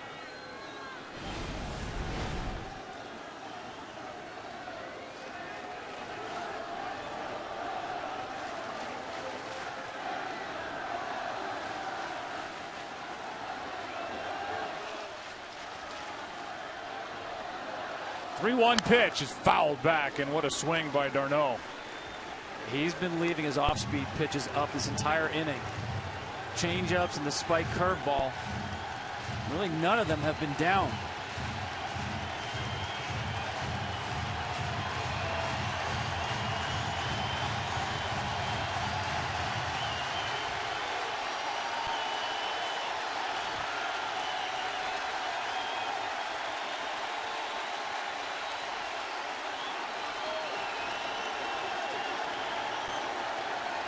Three-2. Got him looking one away. Put a little extra giddy up on that fastball. Darno did not react. Paints it on the outside half, and it just caught him in between. Look at that run that comes back. It looks like it's going to be a ball. That's why you see the reaction with the check swing. But that ball is moving about 6-8 inches coming back over the plate for a strike. It's a big pitch for Volquez. Now they back up in the infield. Middle infielder's looking for a double play ball. Here's Conforto.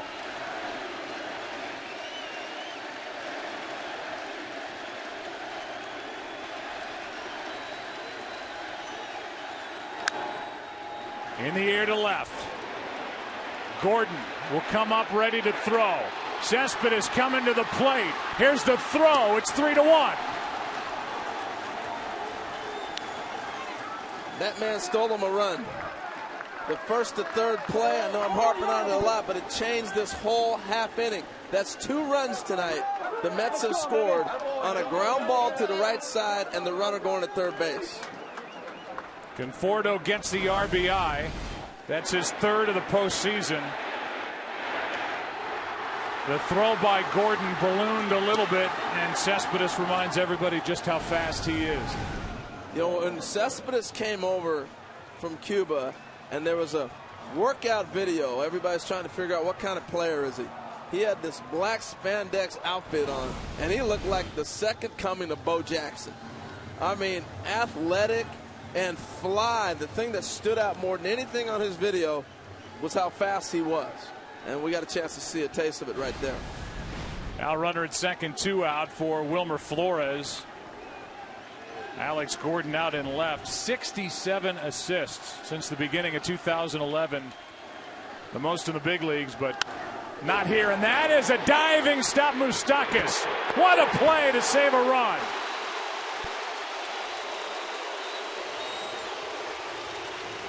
How about that from Kansas City? As Moustakas makes the play to his right and takes a run off the board for the Mets, who have added to their lead on the sac fly by Conforto. We're headed back to our mics. Matt Vasgersian and John Smoltz will return here in the international booth. It's a 3-1 Mets lead in game 1. Worked out any better for the Mets. Single scores in the 4th, 5th, and 6th to take a 3-1 lead. And a lead for Matt Harvey to protect here in the 6th inning against Ben Zobrist, Lorenzo Cain, and Eric Hosmer. And the first pitch to Zobrist is lined into the right field corner.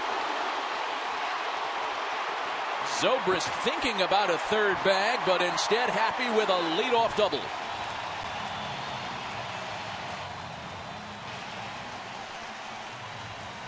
It's almost like the alarm clocks of the Kansas City offense starts right about now. 6th, 7th, 8th. Historic comebacks already, but picking on a first pitch fastball.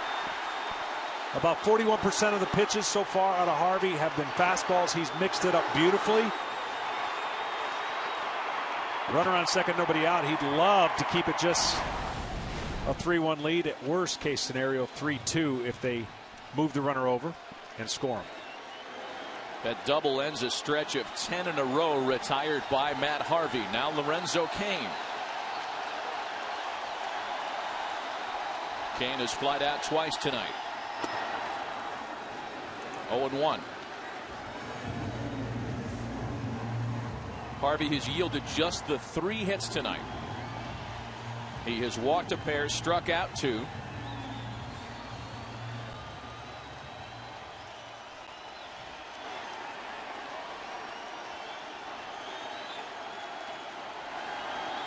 Zobrist really dancing off the bag at second base. The 0-1 is shot through the hole on the right side. They will hold Zobrist at third. Runners at the corners to start the home 6th. I know it's going to sound like a broken record, but this is what the Royals do. They seize opportunities. They know what being down 2 runs, the importance of hitting the ball and getting a base hit, and the bonus of getting him over to third. It's a breaking ball on the outer half of the plate. He doesn't try to pull it. And you would think that every hitter could do that every single time. Well, not the case, but Cain has been really good at sitting back and taking what the pitcher throws and not trying to do too much. A very promising start to the inning for Kansas City. As such, Bartolo Colon gets up in the Met bullpen. Terry Collins told us before the game that Colon gets hot in about 4 minutes. Yeah, it doesn't take him many throws at all. And you're really hoping to trade 2 outs for a run if you're Matt Harvey and the Mets.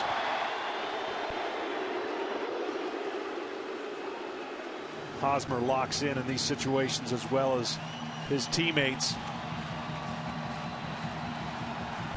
353 coming into this series. Runners in scoring position, even though he's only hitting .222 in the postseason so far. And Hosmer takes a strike.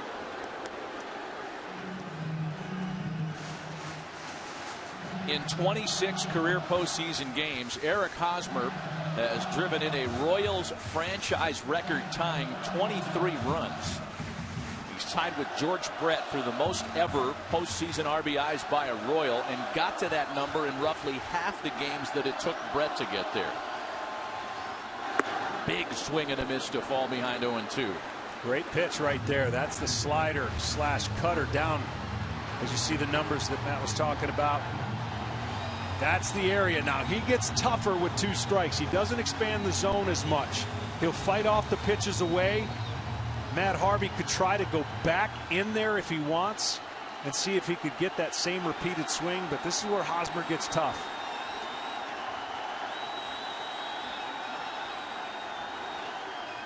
Oh, 2 pitch into center field. Lagares is under it. Zobrist tags up. He'll score without a play at the plate, and it's a 3-2 Mets lead. Now that's a huge win for the Royals. 0-2 pitch. Matt Harvey was not able to duplicate and make a good enough pitch to eliminate contact or the fly ball, the sac fly that drives in the run. Matt Harvey on the season with 2 strikes, only 137 batting average against. And you look at this pitch, too much of the plate. See, it doesn't take the turn left. And they know that's going to at least produce a run. And the Royals get to 3-2 deficit. So now Kendrys Morales, who's grounded out and struck out tonight. A run in, 1 away, and Kane aboard at first. These are the situations, if you're Matt Harvey, again, you're thinking off speed first. This is an aggressive hitter, always looking to swing and pull and lift the ball.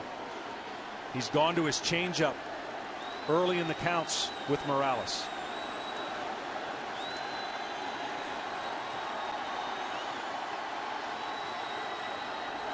Big swing and a miss by Morales. Blew the heater by him, one of the better ones of the night. 95 miles an hour, outer half of the plate. There's not much you can do with it on that side of the plate. Matt Harvey has issued strike 1 to 17 of the 23 hitters that have faced him to start the night. And it's a swinging strike that puts Morales behind 0-1. He really has been in total control. I mean, everything that body language, if you're looking as a manager, you're looking at how the ball's coming out of his hands. They've taken advantage of a couple first pitch hits, the double here, the leadoff inside the park home run. A ball and a strike. I just love watching the matchups of what you're trying to do, because these hitters aren't so aggressive that you can throw any pitch you want and not have to throw strikes. The Royals make you throw strikes after the first pitch aggressiveness. And what Matt Harvey's been able to do is mix and match his breaking balls, off-speed pitch, with the combination of his fastball. Again, Kane off first. And it merits another check-in throw. Royals are on the board with a run here in the 6th on Eric Hosmer's Royals postseason franchise record, 24th postseason RBI.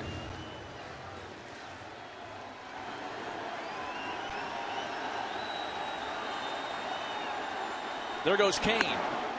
Darno's throw down to second sails, and Kane's got it swiped.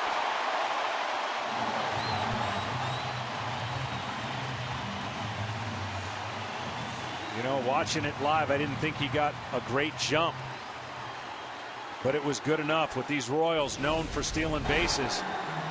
It wasn't the perfect jump, but he picked on the right pitch, and the throw by Darno is offline.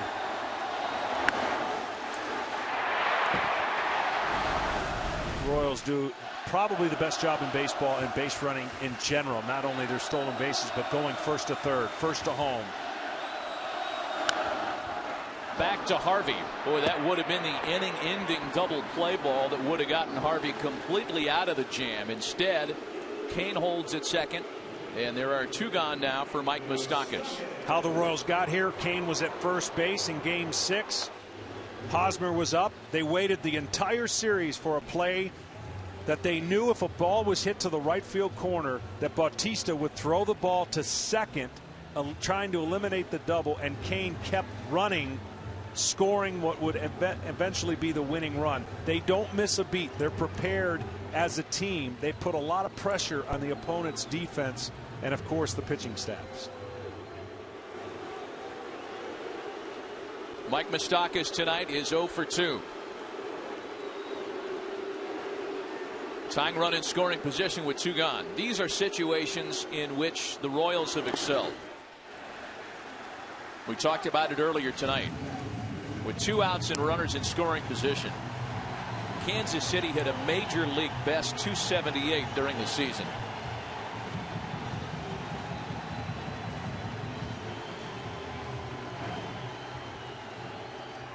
next closest on that list, the Red Sox, at a distant 261.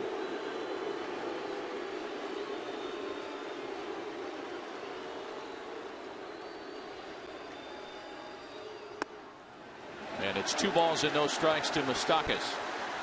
I'll tell you what, good composure out of Matt Harvey. That pitch was right there, right down the middle. Curveball, fooled the hitter. Umpire decided the ball was low, but the ball had to cross the home plate in a vertical fashion that one would think caught the strike zone, but a 2-0 count.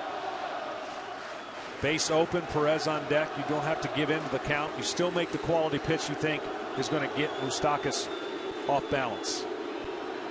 Quick throw at his second, very close.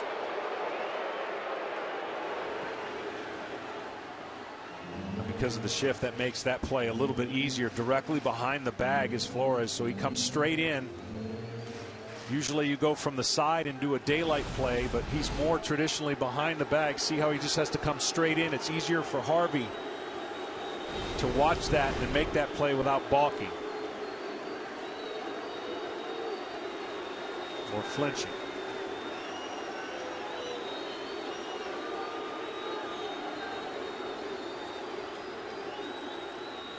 Two-0 to Moustakas, lined into right center field. Kane will score, and this game is tied.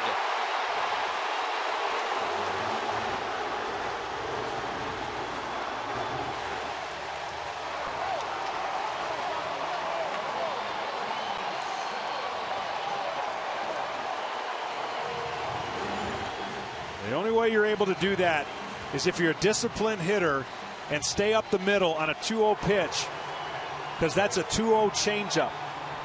So you're either guessing along with them, but the discipline of the lineup allows you as a hitter to stay and not do more than it's capable. If you're aggressive and you're going to attack that pitch, that changeup is going to be a rollover ground ball. So Moustakas and the Royals do what they do best. As soon as they're down, they rally, and they've tied the game. As soon as they're down. I mean, they give up the run to fall behind 3-1, and before the Mets can blink, it's a 3-3 tie again. Again, struggling average-wise in the postseason, but hitting with runners in scoring position. They make their hits count. That is just a great lock-in job on a 2-0 count from a hitter who is struggling to get his hits in the postseason, but with runner in scoring position, a huge 2-out game-tying RBI. Salvador Perez now.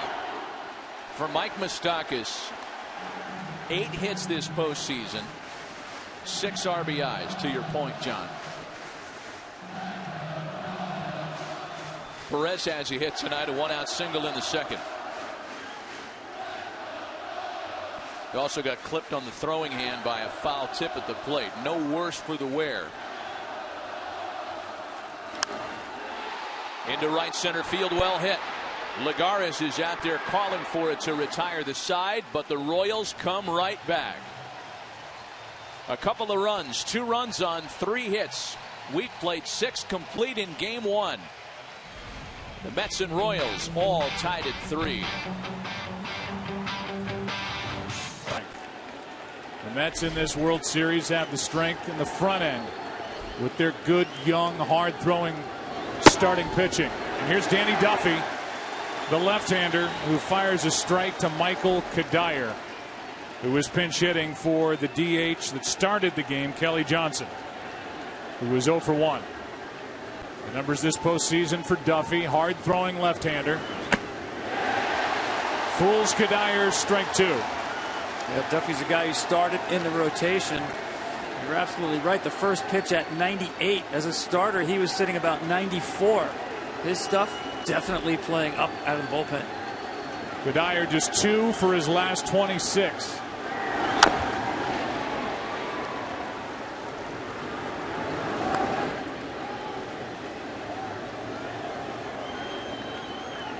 Bullpens active on each side. Kelvin Herrera getting loose for Kansas City in their pen. Here comes the 0-2. It's foul. Give you our game summary brought to you by Budweiser. Went through it a bit last inning. And you see that bottom line after you look at the pitching lines of the two starters, Volquez and Harvey. Escobar the inside, the park home run to start the night offensively for the Royals. Granderson a solo shot in the fifth, and we lost power in the truck. Still 0-2. It's a weird night. Shot of Harvey in there. You talk about weird, Joe. Giving him 3 runs, his career record 26-1. And he takes a 2-run lead into the 6th, and it all started with an ambush by Zobers. And I think the big difference with those numbers, though, is National League versus American League. We're seeing the difference in an American League lineup where you have that designated hitter. I always believe in a National League lineup, you have the pitcher and the guy who hits in front of him as ways to get out of jams. Here comes a 1-2 from Duffy. Ned Yost goes to the left-hander here with Kelly Johnson to lead it off, the left-handed batter. Then a lefty, Granderson, the right-hander, David Wright, but then the other left-hander, Daniel Murphy. He's got Herrera out in the bullpen, if anything starts trouble-wise. Now a 2-2. Full count. You're absolutely right about trouble and Herrera, because it does not matter with Herrera in regards to matching up right or left. I think Duffy got himself a little bit of trouble. Came out 98 with the first fastball. Then he got a little cue.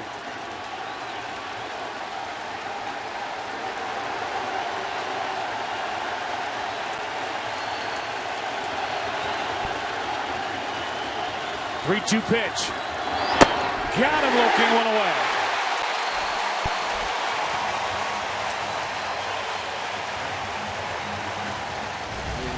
Talk about threading the needle. Right down the middle at 97.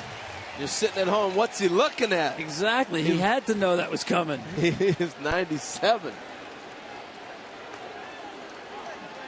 Tell you, Tom, you're talking about. He pitches about 93, 94.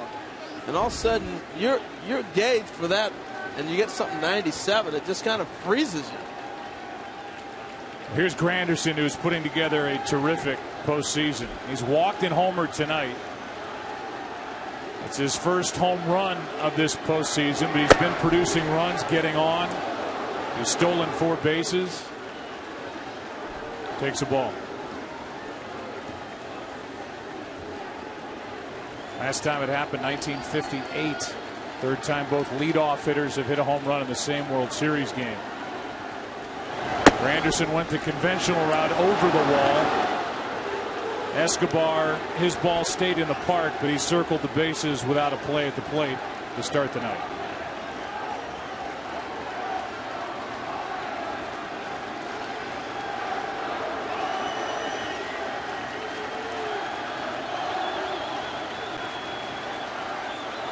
Here's a 2-0. 3-0. You know, Granderson's done a great job of reinventing himself. You know, you're looking for the 40 home runs you saw in New York. You're not going to see it with the Yankees, that is. But he's been a lot more patient at the plate, and he's taken a little simple approach that's taken a couple years for him to get to. Watch the first step. Gets there early, sees the ball, and recognizes it. And he'd been caught in between for about a year. But when you have the same hitting coach in Kevin Long that he had in New York, and he brought him over here to the Mets, I don't know if he did or not, but they've worked together well. Now they've continued that progress. 3-1. Oh, he was looking for something to hammer and just got under it. Rios and right. 2 out. Granderson just missed pounding that. Chevrolet and MLB teaming up to support youth baseball. This year's MVP will receive a Silverado full of baseball equipment to donate to their local youth league. Who will win the MVP? You have to keep watching to find out. And here with 2 out, nobody on, and Wright coming up. Herrera's coming in. Duffy did his job. Those were the numbers coming into tonight's game 1 during the postseason. And this guy can light up a radar gun. Triple digits. That's at 99. Ball 1 to David Wright. Well, if David Wright had trouble with the fastball last time. Well, I think he has to sell out for fastball until he gets the 2 strikes. Just sell out. Get started early. The 1-0.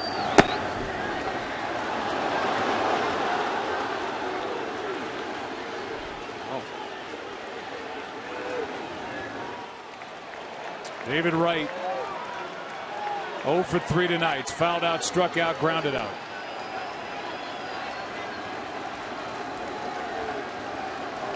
Looking for something on 2-0 and just can't make contact. 2-1.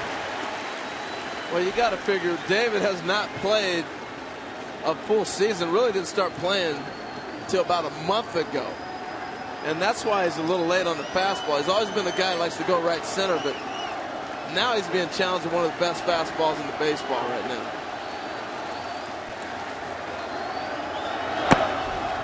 Three balls and a strike with the home run machine, Daniel Murphy, on deck.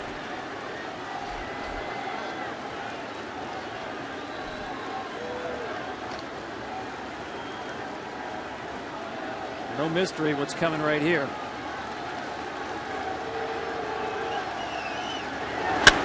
Left side, base hit. And David Wright is on with 2 out here in the 7th. It'll bring in Murphy. And it'll give us a chance to tell you that tonight's telecast is sponsored by The 33 on November 13th. Discover the untold true story. The 33, only in theaters.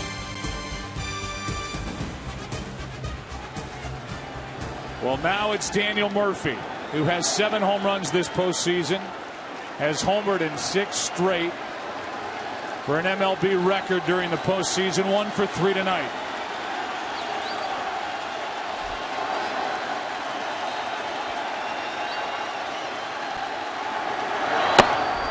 Joe, I think this crowd's sensing what you're talking about. This is a moment right here with Murphy at the plate. Herrera's in a dangerous spot because he hasn't thrown the breaking ball yet. You really do have to mix it up to Murphy much more than to Wright. Wright got a base hit with 2 out. Now Murphy gets one into center field. David Wright will stop at second. 2 on, 2 out, and Murphy's 2 out of 4. And he threw a changeup, and Murphy was all over it. I mean, molten lava wishes it was as hot as Daniel Murphy. Rare changeup from Herrera. And look, he's totally on balance. Well, this guy's from another planet. Seeing the ball great. Bottom hand hitter. Top hand comes off the bat with the balance. Guarding against 99 and to be right on time against 90. Well, it brings in Cespedes.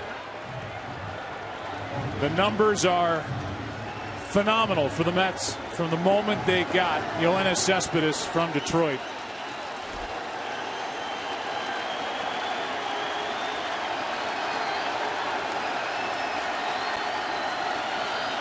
One for 2 in his career against Herrera. That's upstairs for ball 1. You know, the thing about Cespedes for me, you talk about the Mets pitching staff. Great attraction, but you got to have an everyday player you want to watch play. This guy's a star. We watched him run already, watch him throw, swing the bat. He became a gate attraction for them. And he turned the offense around for the Mets, and that catches the home plate umpire, Bill Welke. The Mets became the first team in MLB history to rank last in their league in runs per game before August, and then lead their league in runs per game from August 1 forward. And since joining the New York Mets, Cespedes went deep 17 times, drove home 44, had 9 go-ahead RBIs, and the Mets were 38-22 since they acquired this outfielder from the Tigers, and that caught the home plate umpire, Bill Welke, in the chest. And that's right where Herrera has to throw the fastball. It has to be above the hands of Cespedes. Below the hands, you're asking for trouble. Has to keep the fastball at the top of the zone. Great low ball hitter.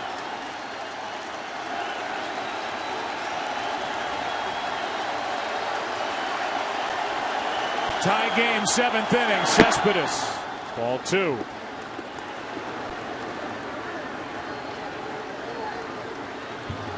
Lead runner is David Wright at second. Daniel Murphy trailing him at first.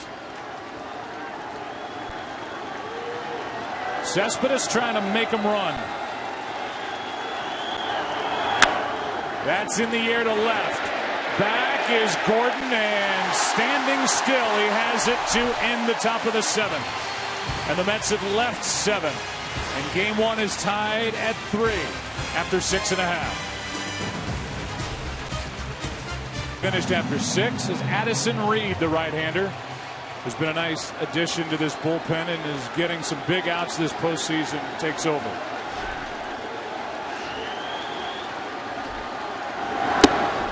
Joe, I think ran right in there, and Alex Gordon saying he was grazed by the pitch. Well, I got the replay. See if that's reviewable or not. If he wants to. Here's a look at it. I think he just felt. Sometimes you feel that wind to go by and almost like burns your skin. It's so close. I think this is the biggest challenge for Addison Reed here, because he's facing a team that was in his division when he was with the White Sox, who had a lot of looks at him through the years. Neither starter will be involved in the decision tonight. That's inside 2-0. And Joe, Matt Harvey threw just 80 pitches. But for me, this game changed with Zobrist ambushing him leading off the 6th inning. Until that point, Harvey wasn't stressed. Had faced only 4 batters out of the stretch. But once Zobrist got on base the entire inning, the 6th inning, Harvey had to work out of the stretch. We're talking about a guy now more than 200 innings into his first post-Tommy John season. Terry Collins made the decision that he was gassed. That's off the end of the bat into right, and Granderson is there. 1 out in the 7th. Well, I think looking at Harvey, also, it's not just innings or pitches. I think you got to look at the stuff too. They're starting to finally get to him. Give you tonight's Geico in-game box score for the Royals. We had the leadoff inside the park home run by Escobar at the top on the first pitch. And as you work your way through it, RBIs for Kansas City from Hosmer on a sac fly. And a big out 2-out RBI hit by Moustakas, who also made a good defensive play to end the top of the 6th. Here's Rios. Strike 1.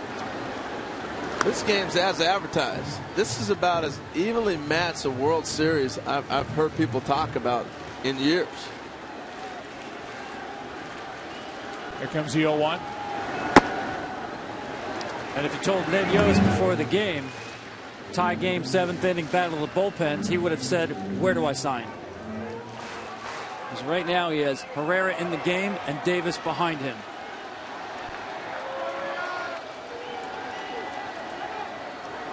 It's been said coming into this World Series, it'll be a battle of whose strength is stronger.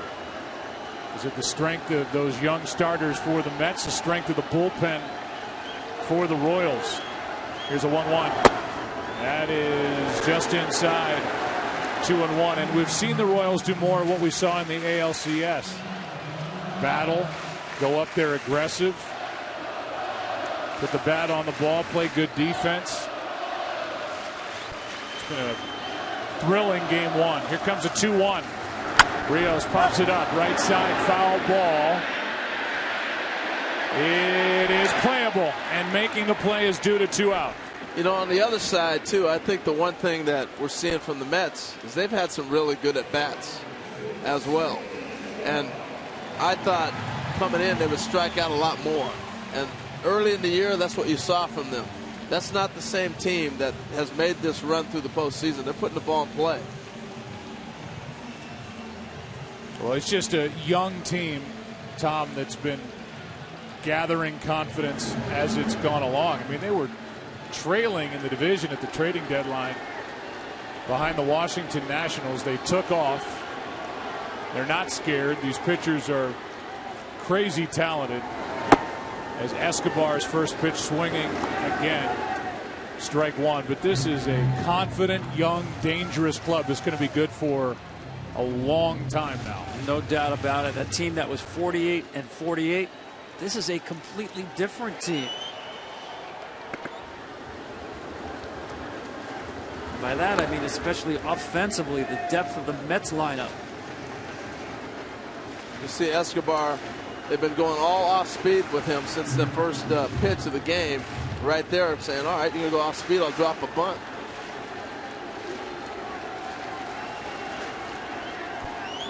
Here's a 1-1. Yeah, that's still in order if he wants it. I mean, typically you would say 2 outs, base is empty, it's not a good play. But with Escobar's speed, he can steal a bag. Darno has not been throwing well late in the season. Wes Zobrist hits a ball in the gap. He scores. Here's a 2-1. Got under it. Popped it up on the infield. Wright wants it. And a good inning by Addison Reed. That sends game 1 into the 8th inning. Tied at 3.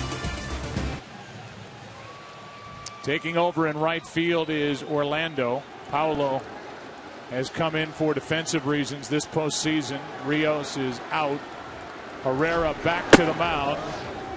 And the fastball misses up and away to Lucas Duda in a tie game. And you see the adjustment the Royals have already made. They moved Escobar over where Moustakas was playing, where the balls were hit by him with not as much range. So they've already changed how they're going to defend Duda already part through game 1. Duda's had a nice game. That is a check swing that he either went around, I believe he did. It wasn't on the pitch. Either way, it's 1 ball, 1 strike. And Duda with 2 crisp singles through the right side that has set up scoring opportunities that the Mets cashed in on in the 6th and the 4th. Ball 2. There's a story that's been really present in this game from the very beginning that we are going to get from Ken Rosenthal with regard to tonight's starter Edinson Volquez for the Royals. Duda able to check his swing and the count 3-1 against Herrera. Well, that's a great layoff by Duda. That ball's 99 and sinking. You just don't see that kind of sink action on a fastball that hard. Watch the ball run off the plate, and he's able to hold up on it. It's great movement, and to lay off a ball that coming in that hard, that is very difficult to do. Duda looking to ride one out of here, and he fouls it right side. Big swing, full count. He's definitely heating up. That game 4 NLCS, 3 extra base hits on full counts. Here he is again, full count. With the high leg kick, you can go in and out of consistency. He's hot right now.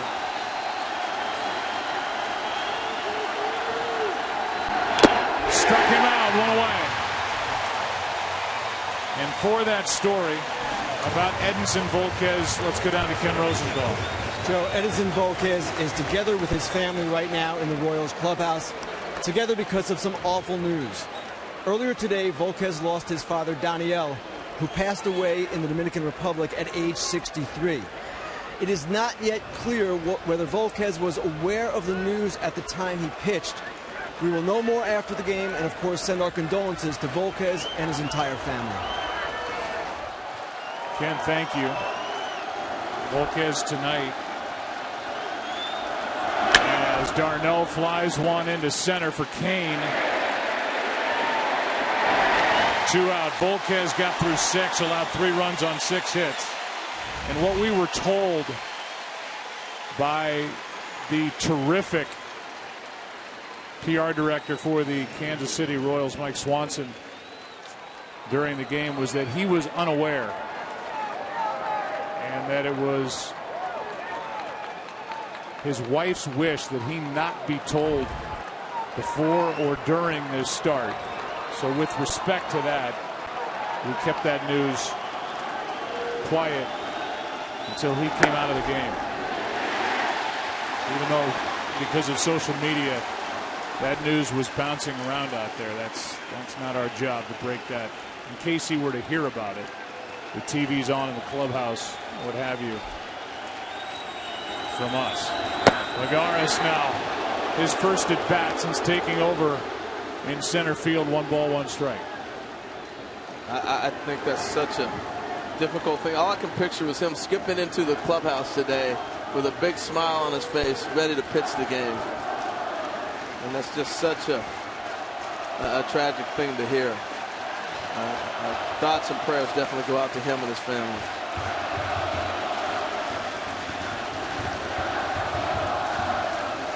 A 1-1, strike 2.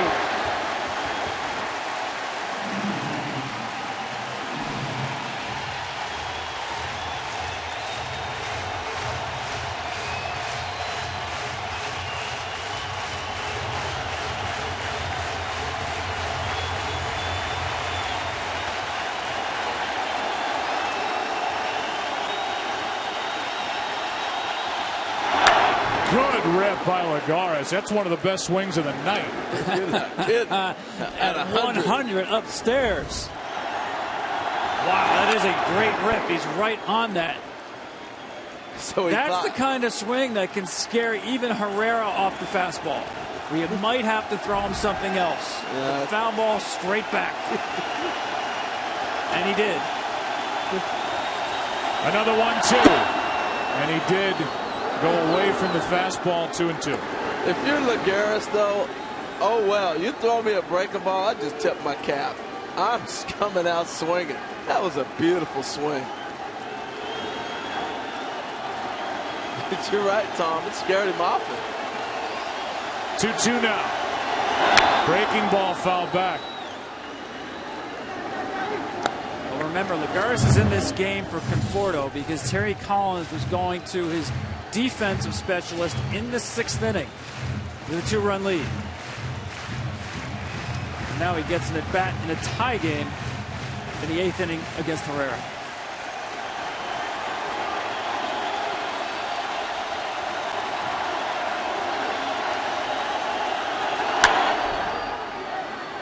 .100 again from Herrera, and Lagares fouls it back. And he's giving us one of the best at-bats of the night.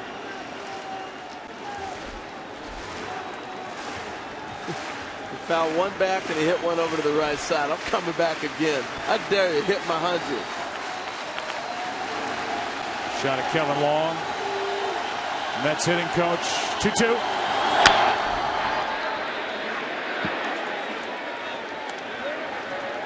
He has spoiled everything.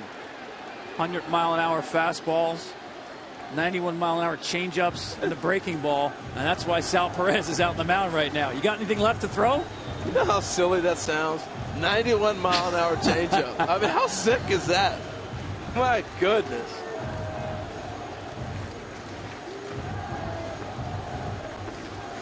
Before another 2-2 pitch. Tonight's telecast sponsored by Master Pass, your shortcut to priceless. And by Taco Bell, steal a base, steal a breakfast, live Moss. 2 out, nobody on. Tie game, 8th inning. 2-2 pitch. That's into center field. What an at bat by Lagares. Man, that was a battle. And the young outfielder won it. Wow, you earn yourself some playing time with that? My goodness. I was going to say, he's swinging the bat like he wants to force the hand of Terry Collins and force his way into the starting lineup. Back to the heater. Remember, Terry Collins telling us that Lagares, just offensively against right-handed pitchers, not enough of a threat to start him. I think this is the best at bat of the night. And now Dave Island, the pitching coach, will trot out to talk to Herrera before Flores bats.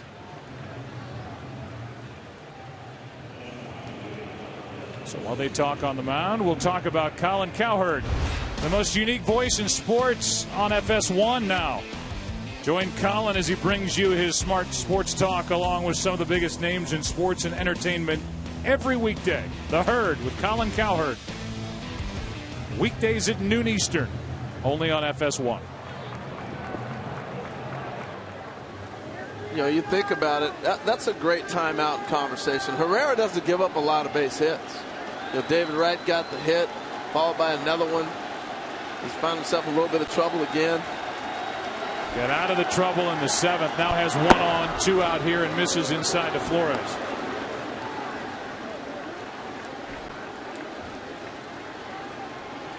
This is where I like the stolen base. Against hard throwers, 2 outs, tough to string hits together. There's Herrera checking on him. You're at the bottom of the lineup to play for 2 more hits to score a run because the outfield is so deep. The odds of that are not great. Rather try to get a bag. Play for 1 more hit. Lagares stole 7 during the regular season. He's going. Throw down by Perez is not in time.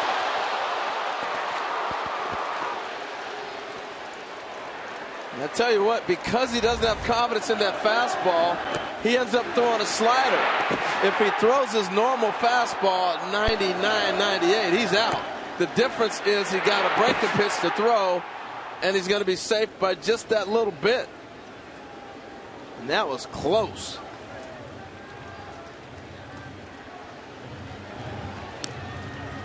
Tom, I'm with you. I love the stolen base there. You know he's going to take a high leg kick to gather himself.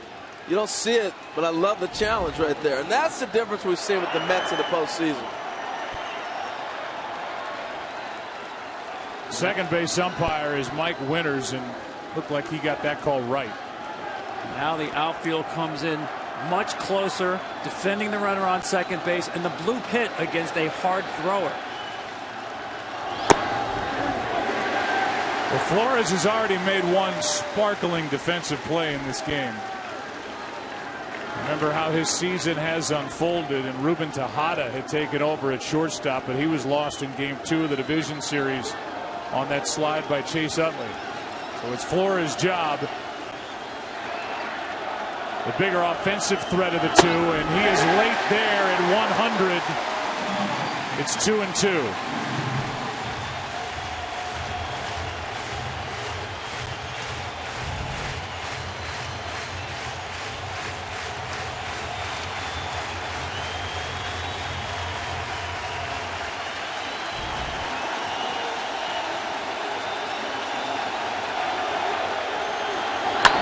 Right side, and it gets through.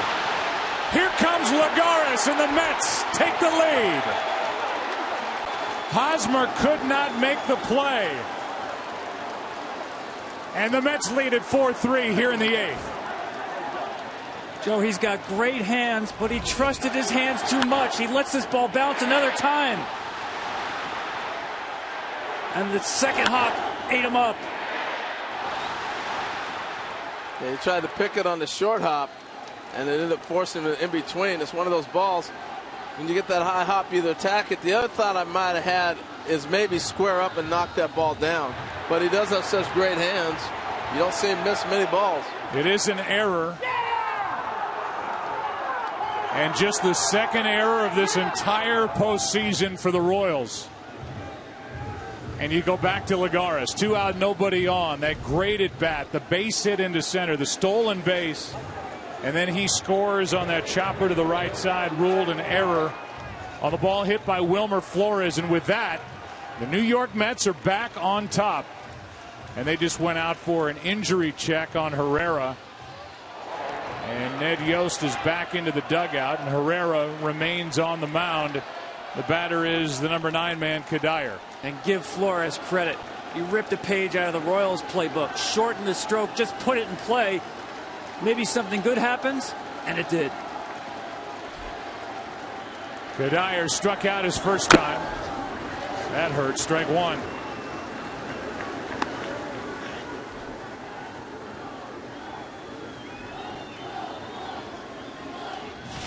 Well, here you go, pitch by pitch. It was an epic one.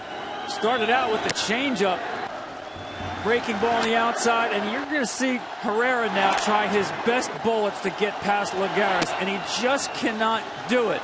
Conversations on the mound about where to go, 100 miles an hour. He's covering everything in a 10-mile-an-hour window or more, and then finally he wins the at-bat. He gets a base hit to center, steals second, and scores on the ball put into play by Flores. And now the count 0-2 on Kadire.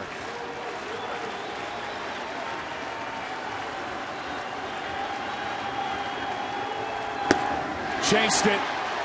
Perez will finish it, but the Mets have the lead. As we go to the bottom of the 8th inning, an error by Hosmer at first, the 2-time Gold Glove Award winner. And it's the Mets on the road in game. I feel like it was unearned after the work done by Lagares, the stolen base, the ball put into play by Flores, and it's 4-3 Mets as Tyler Clippard takes over. Picked up July 27th from Oakland. Had a great start coming to the Mets. 0.46 ERA in his first 20 games. Here's one down the right field line. Fair. Off the wall. Granderson slips. Zobrist will stick at second with a double. His second of the night. 2 pitches, 2 doubles. Ben Zobrist. Talked about how tricky that corner is. Granderson really actually saved some extra bases by getting back up. See how that ball continues to roll on the wall once it gets stuck there. It will continue around that circle.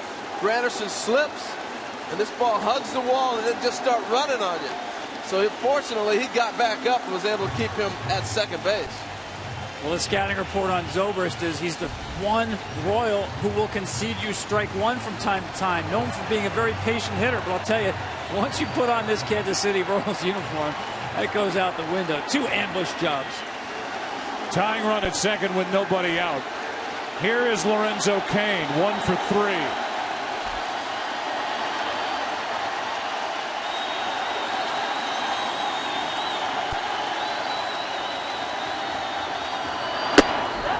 Tried to bunt at a pitch head high, strike 1, just to finish on Clippard. Since the 6th of September, 17 appearances, an ERA of 6.75 with 5 home runs allowed.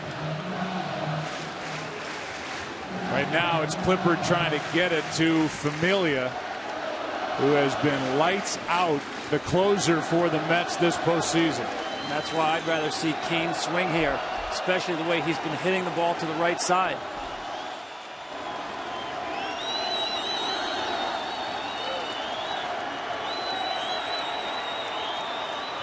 The 0-1.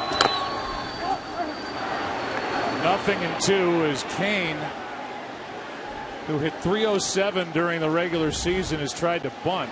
Well, the first one he's trying to push to the right side. You want a ball that's up. He just missed it. And right here, he doesn't get the bunt down. Now he's going to third base.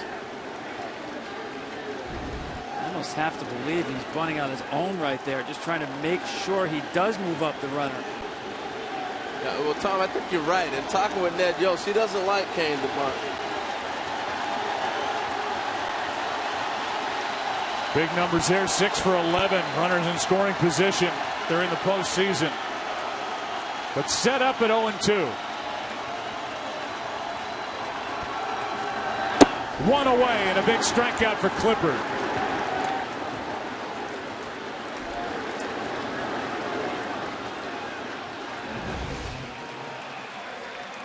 Throws this one by him. The 0-2 fastball up. Cain in protect mode. Take advantage of the aggressiveness, the anxiety with a 2-strike count.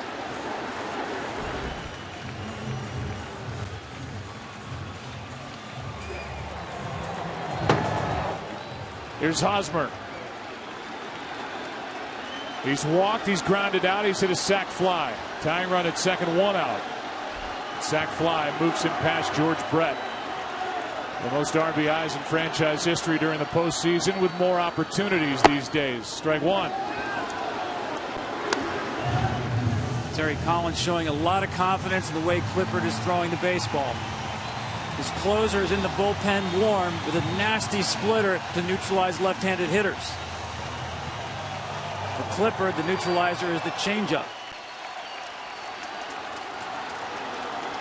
That's why when he's on, he's tough against left-handers. The 0-1 pitch. There it is. 80-mile-an-hour changeup, and the count now 0-2. It's a beauty. Tyler Clippard will throw that glove at you, the elbow, the arm, the long arm swing, and then you keep looking for the baseball, and it's still not there. talking to him about that changeup yesterday, and he said he started throwing that when he was age 12 and just continued to perfect it through the years. Hosmer set up at 0-2. And now Darno is going to go out and talk. So they will talk. Flores gets in on the conversation. The tying run at second. A reminder, tonight's telecast sponsored by Bud Light. Make the right call. Drink responsibly. By Fitbit. Find your fit. And by Verizon. Better matters.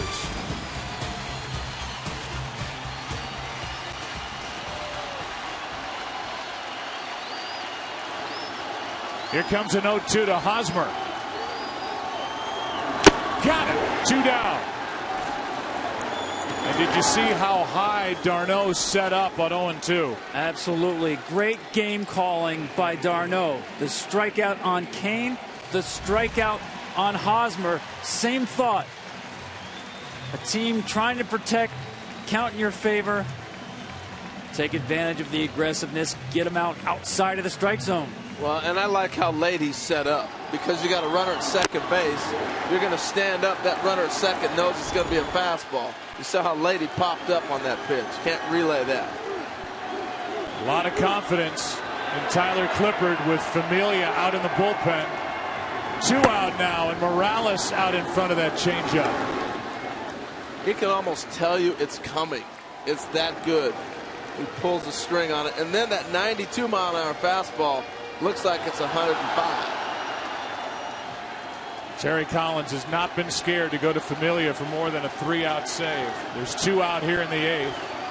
Mets up 4-3. Familia stays put in the bullpen. It's Clippard. And Morales.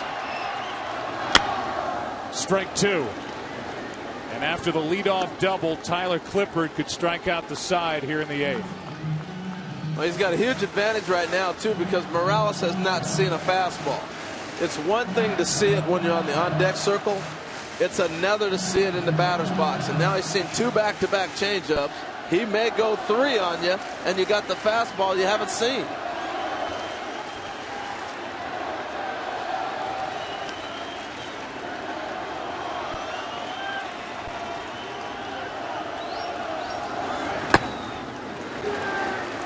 Another change. This one bounces in, ball 1. It's one of the things I love about this World Series, Joe. These two teams have not played a lot. Interleague play really hasn't come into play much, so the entire Royals roster has just 11 at-bats against Tyler Clippard. So you're trying to figure out this guy and that mystical changeup on the fly.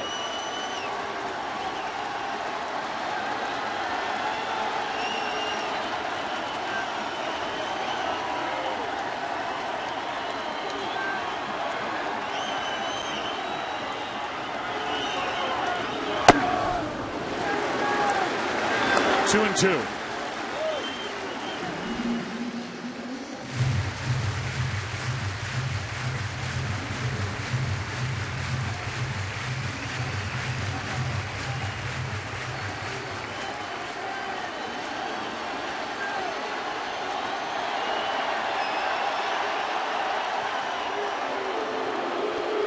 Zobrist, having been out there now through the at-bat of Kane, the at-bat of Hosmer, and 4 pitches to Morales, Darno is going to go out there and talk about the signs that he's flashing out to Clippard.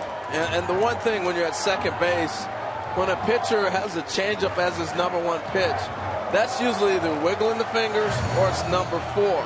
So that's easy to pick up. And then you figure out the sequence. So I like the change in the conversation there to mix it up. Who wins this battle, Clippard or Morales?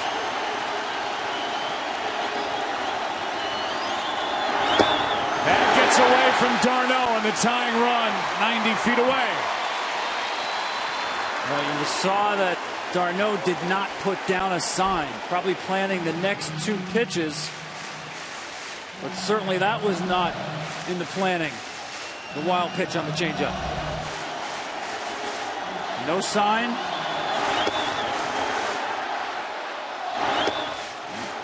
Just slipped out of his hand like a bar of soap. And the danger of that is your infielders don't know what's coming. Now a 3-2 pitch. Morales walks. And we'll see if that's it.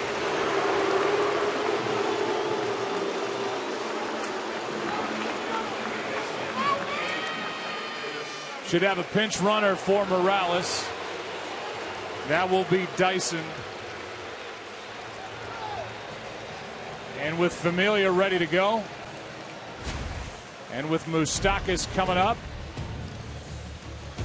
that's it for Clippard, who gave up the leadoff double, struck out the next two. But the walk keeps the inning alive, and Terry Collins goes back to the bullpen. I think of Orozco, Tug McGraw. John Franco was great in his day. Familia, he's their guy. Moustakas takes a strike. Familia hides the ball so long, and it's so difficult to pick up. It's almost like he short arms the ball, and when he goes to that split, very difficult to see. 43 saves during the regular season. His 0-1 pitch. Runner at first goes. Ground ball to short. It's Flores. Long throw, and he got it. And Familia takes care of the rest of the eighth. The Royals now have stranded 5, and we go to the 9th inning. In game 1, Mets will bat up 4-3. This is going to be a base hit. So the defense decided we're going to give him second base. They have that much confidence in their closer to get him through the inning. But that's a big no cover right there, Joe. Ball hit right at Flores. He made the play off the bat of Moustakas. Familia will have the bottom 3 in the lineup. Perez, Gordon, and then Orlando as it sits right now. What will the score be? Mets will be leading by at least 1. Here's Granderson. He's had some good swings tonight. Had a home run back in the 5th. As Hochevar, the right-hander, takes silver. He missed all the postseason fun last year. And that run by the Royals coming back from Tommy John surgery. And he has been scoreless through 5 2/3 innings pitched this postseason. Trying to keep it a 1-run game. Top of the order for the Mets. Wright and Murphy will follow. Here comes the 0-2. Ball 1. These are great looks for the Mets. You've seen Duffy. Now you see Hochevar. You got a chance to see Herrera. Those are the guys you're going to see the most in a 7-game series.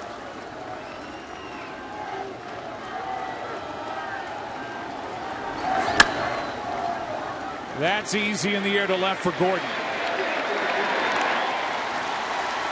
1 away.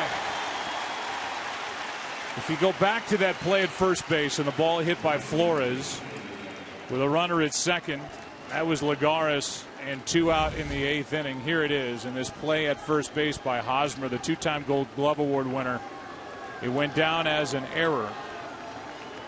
And we are told that it's the first time in a World Series game that a team has taken a lead in the 8th inning or later on an error since the Bill Buckner play in Game 6 on a slow roller hit by Mookie Wilson. I guarantee you, watching that play, Mets Nation all flashback to 1986. First pitch is strike, and now the next to David Wright. 1 for 4 tonight. He's 2 out of 5. He's on with 1 out in the 9th inning. We mentioned it on Sunday during a football game, and now we show it in Game 1 of the World Series. The ball that got past Buckner, the score Ray Knight. And then a win in Game 7. And the Mets had their 2nd World Championship. You know who was on that team there?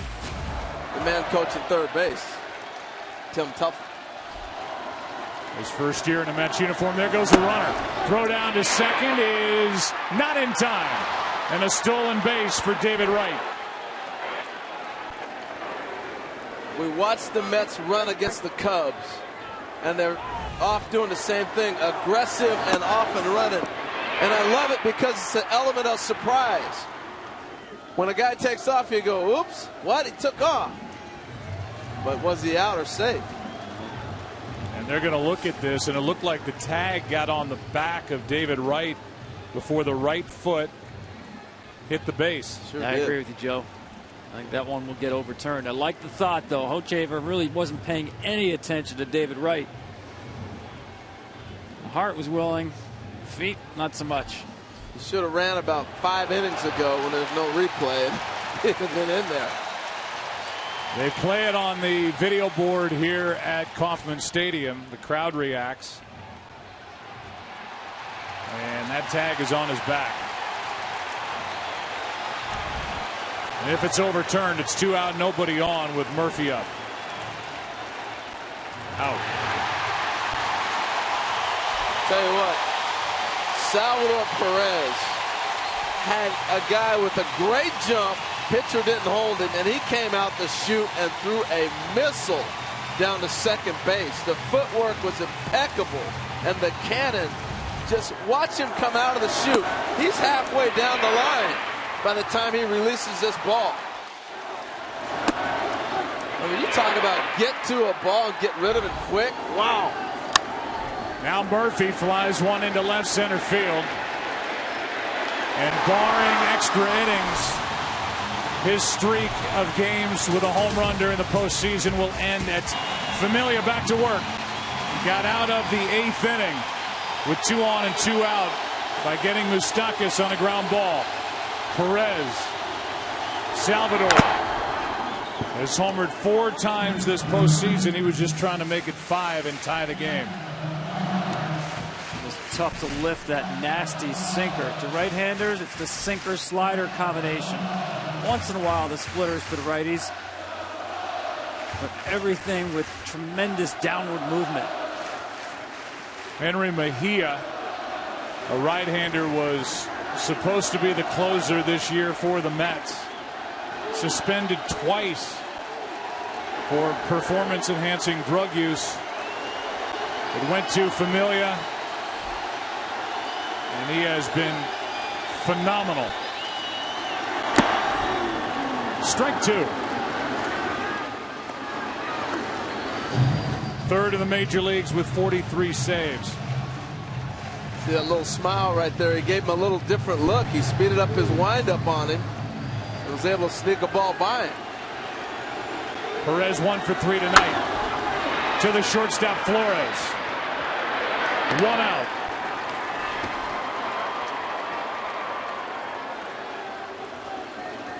He did it again. You know, he's not coming with the full leg kick, just a little partial. He's got enough to get on it. So that's a little thing he's been able to mix into his arsenal as well. We see it a lot with Cueto and different pitchers, but watch here. You think he's going to come back set? No, I'm coming right at you right now. Deception is the key.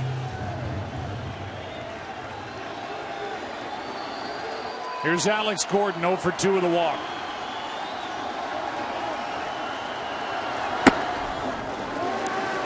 Poured in there low for ball 1. To think about the difference in this game being an unearned run, how rare that is for Kansas City. The first unearned run they've allowed in 136 innings.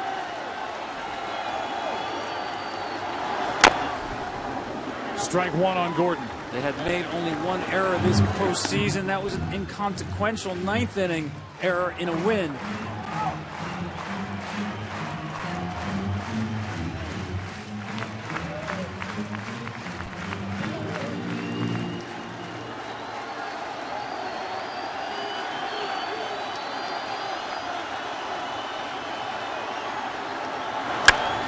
Gordon in the air to center.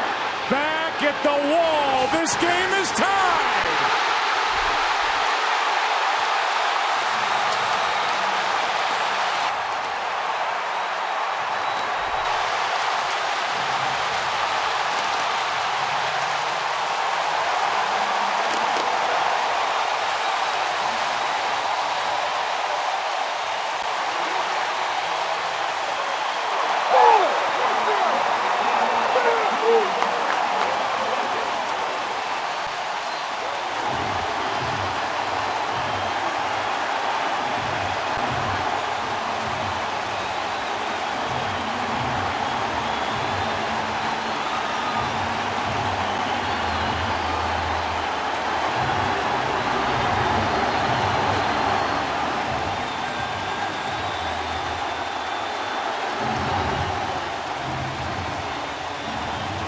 That's the first run this postseason against Familia.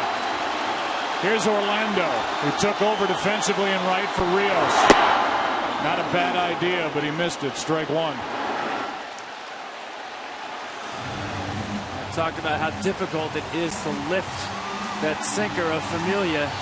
Great job by Gordon, and the quick pitch didn't work this time.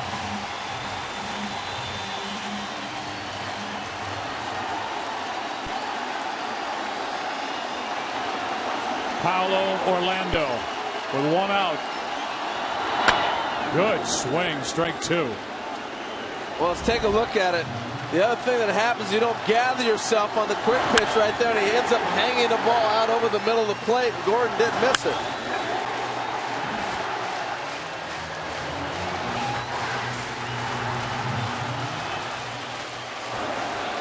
Starting to see Alex Gordon get healthy. Taking him a little while. Orlando into right center. Lagares has out number two for Familia. His first blown save since the 30th of July when the Mets blew a 7-1 lead against San Diego.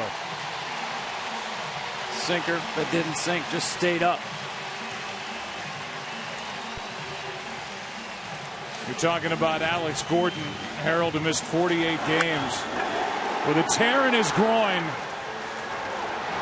And this ball was off the batter's eye way over the wall in center to tie it and get Hosmer off the hook. And Hosmer's saying all that Billy Buckner stuff. Come on now.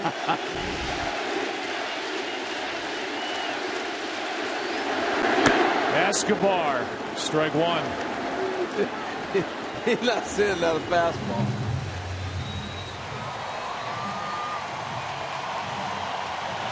Alcides with an inside the park home run on the first pitch he saw in the bottom of the first inning. Since then 0 for 3.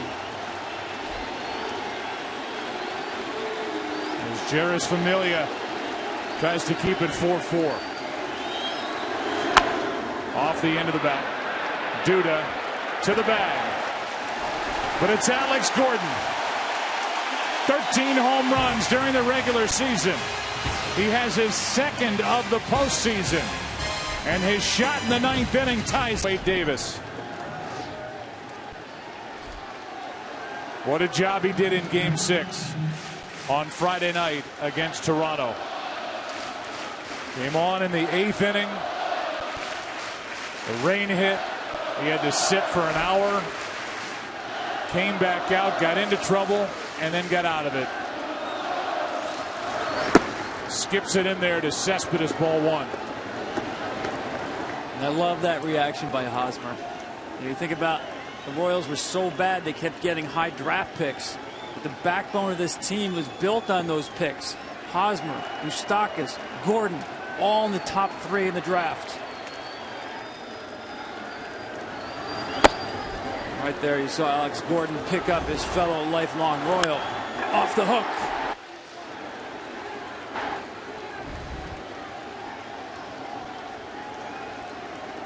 Two 2-0 the count on Cespedes, who's hit 2 home runs this postseason.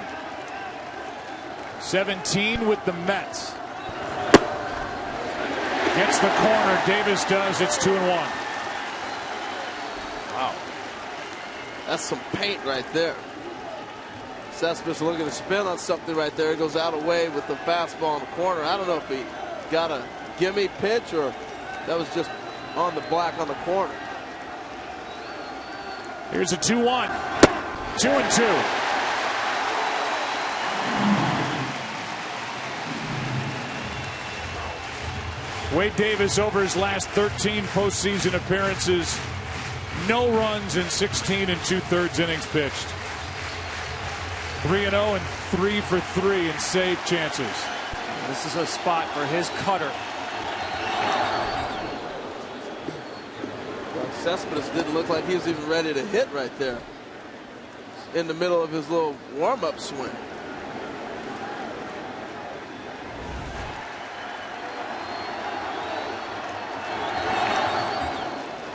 Three balls, 2 strikes. Cespedes leading off.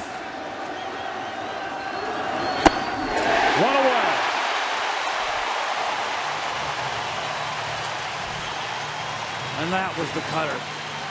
Really changed his career, that pitch. I think it's one of the best cutters in all of baseball. It's funny, the story behind it is back in 2001 in September. He just decided to start throwing it. He watched Clay Buchholz throw a cutter and he decided, you know what, I want to try that pitch. He went out there and threw a complete game. It was back when he was a starter. Think about the job that these two general managers have done shaping these teams coming into the season and within the season.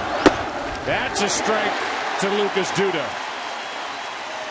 Dayton Moore, who pulled the trigger on the trade that brought Wade Davis here, he felt like kind of the throw-in with James Shields when the Royals traded Will Myers down to the Tampa Bay Rays. What they got was their closer. First a setup man, and now the closer after the injury to Greg Holland.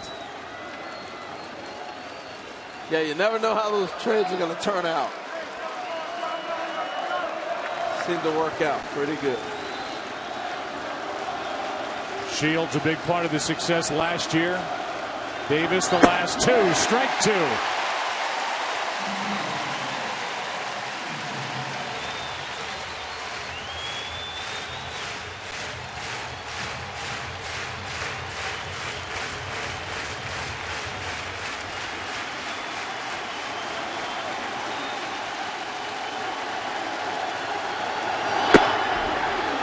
Two and two.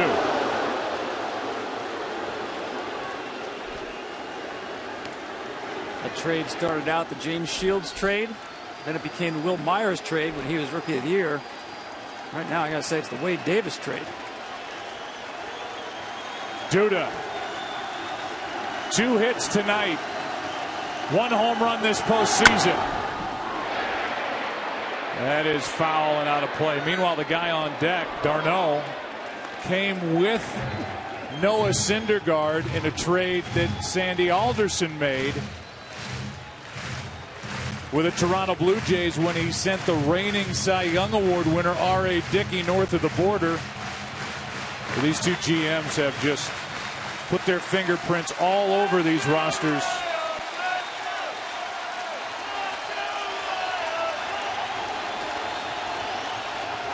Here comes a 2-2 again to Duda. 2 out.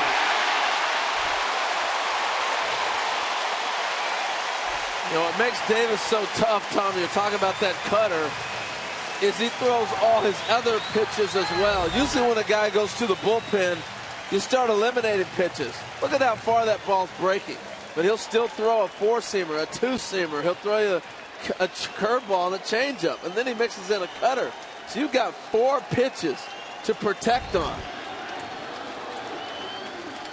Here is Darno.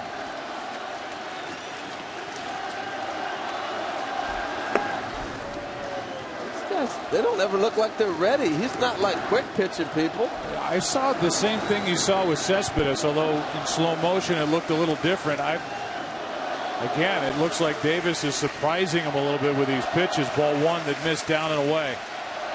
He's pretty conventional. Set, deliver. 2-0. The Royals in the bottom of this 10th inning will have Zobrist, Kane, and Hosmer. The 2, 3, and 4 batters.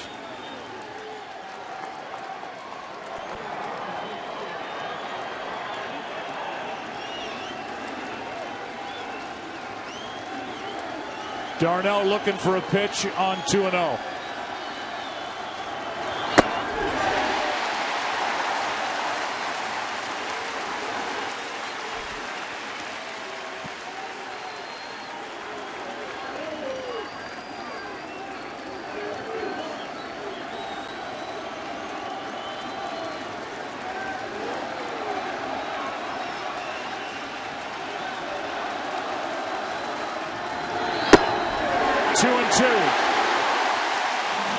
So tough. That's unhittable. Davis could strike out the side. Late cut on the black.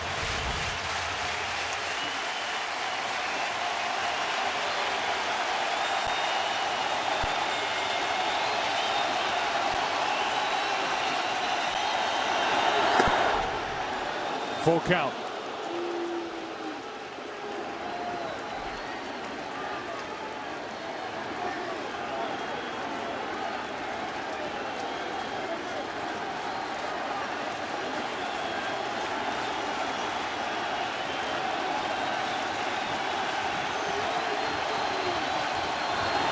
Wade Davis.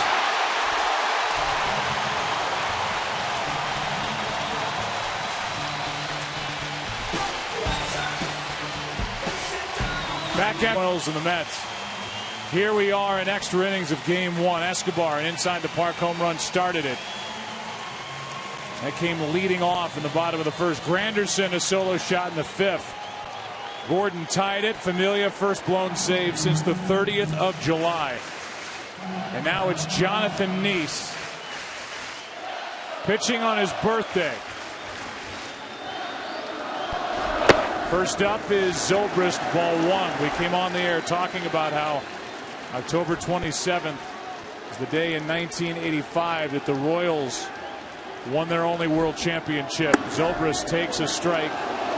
It's also the day in 1986 that the Mets won their second when they clinched over the Red Sox. And now here's Neese, born on that date in 1986, pitching for the Mets. And getting Zobrist on a pop-up. One out. Foul ball. You're not making it up, right? No. Amazing. I really like Jonathan Neese. You look at the number, I think there was a stretch here in this franchise, not necessarily this year, where he really gave them some valuable innings where they were trying to figure out what to do with all their young pitching as it was coming. Pitched through injuries, and he's really been a guy that when they look back on this run, he's been a big part of it. Well, they have this group in their rotation now, strike one on Kane, that doesn't include Zach Wheeler, who will be back next year and has dynamic stuff. Here's Kane, strike two. And Neese is a guy who's been a starter. I mean, they have an embarrassment of riches in their rotation, and you would figure a guy like Neese could be there for the taking, but he won't come cheap. A strikeout of Kane, two down. No, and the beauty of it is you think, okay, everybody can't pitch in the rotation, but it allows you to move guys to pick up pieces you might need later as well. So, and you know, Neese is a guy, they gave him 4 relief appearances in September, picked up a couple of big strikeouts in the NLCS, looking more comfortable in that role. Here now is Hosmer, strike one. He's faced 2 batters so far in the postseason, at least coming in, and he struck them both out. He's got a strikeout and a foul out here in the 10th. And clearly not intimidated. Pumping strikes. It's 0-2. Well, he was always a guy as a starter for me. The first 5 innings, he was going to be tough. And getting past that, he had his struggles. So that almost says bullpen guy, very effective. The 0-2. How about that inning from Jonathan Neese? And we've got a bag full of quarters for our generator. We can play all night long. And this is some game, and we're seeing the best that these two teams have to offer here right out of the gate. Great competition, as you mentioned, so closely matched. And also great managing. Very strategic game at this point as well. You see Wade Davis out of the game because Ned Yost has to keep an eye on game 2. If Davis pitches another inning, probably takes him out of play for game 2. So it's Ryan Madsen who has been giving up the home run ball in this postseason. He's allowed 4 in 5 1/3 coming into this game. The last one was the 2-run shot in the 8th inning with 1 out, leading 3-1 as Jose Bautista took him deep in game 6. Here's a bunt. Lagares off the bench, and as he made an impact on to start this 11th with a bunt base hit. He got the perfect pitch and dropped it down. This isn't a perfect bunt, but he deadened it enough. You want to try to bunt this ball to the line or possibly foul.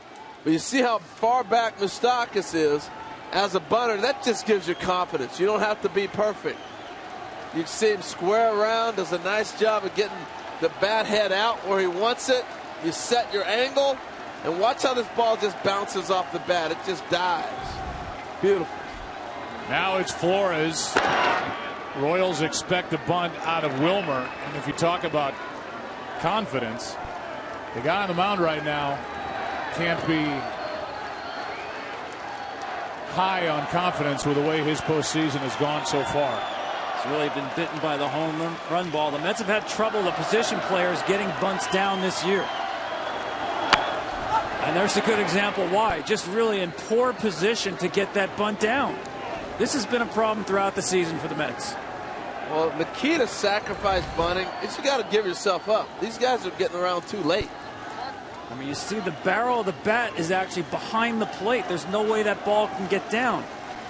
One word comes to mind with bunting: commitment. You have to have a commitment to catch the ball in your bat with the bat out in front. Here's the 0-1 from Madsen. This is back to the pitcher. The play to first and out on the tag as both Hosmer and Zobrist were there. One away. Down to second is Lagares. Well, that could have been disastrous. Now, I thought he may have had to play at second base. This ball's bunted back so hard to him. Right here, he's got to play it too if he goes, but he's thinking just get one. And oh, wow, Hosmer snatching the ball and take command over there. They both thought they got the ball. The double pump allowed Hosmer to think he was going to be the guy that drifts back and gets there. Well, now it's Kadire in year one of a 2-year deal. He has been to the plate twice in this game, struck out twice. Trying to be a hero here in game one for the Mets. Just 2 for his last 28 at the plate. Strike one.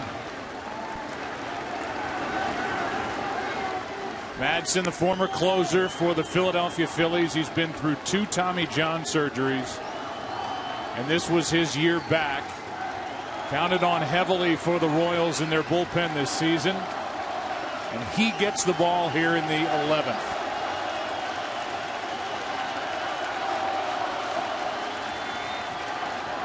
The 0-1. Strike 2. All good arms in the Kansas City outfield, and a great arm in left field in Alex Gordon. And Lagares has been doing a great job getting a very healthy secondary lead.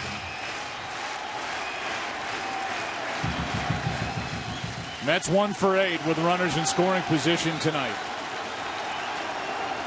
Big chance for Kadire. The 0-2. Ball 1. Tell you, Lagares looking to steal third, and with Kadire struggling, you almost want that guy at second base right now. Just sit there and let me see the ball, please. Don't jump around on me.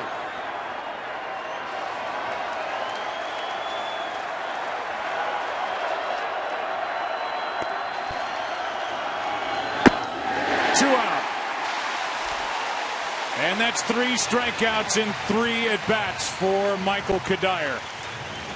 Well, that's his best pitch, the changeup, and he threw a great one right here. You get a swing and miss, the one hand coming off the bat on a changeup over the plate. You've done your job to fool the hitter. So 3 different pitchers, I believe, he's faced tonight, too, right? No matter the conversation is, what do you do here with Granderson right behind him? That's David right behind him. First base open and an empty bullpen. Just 2 relievers left.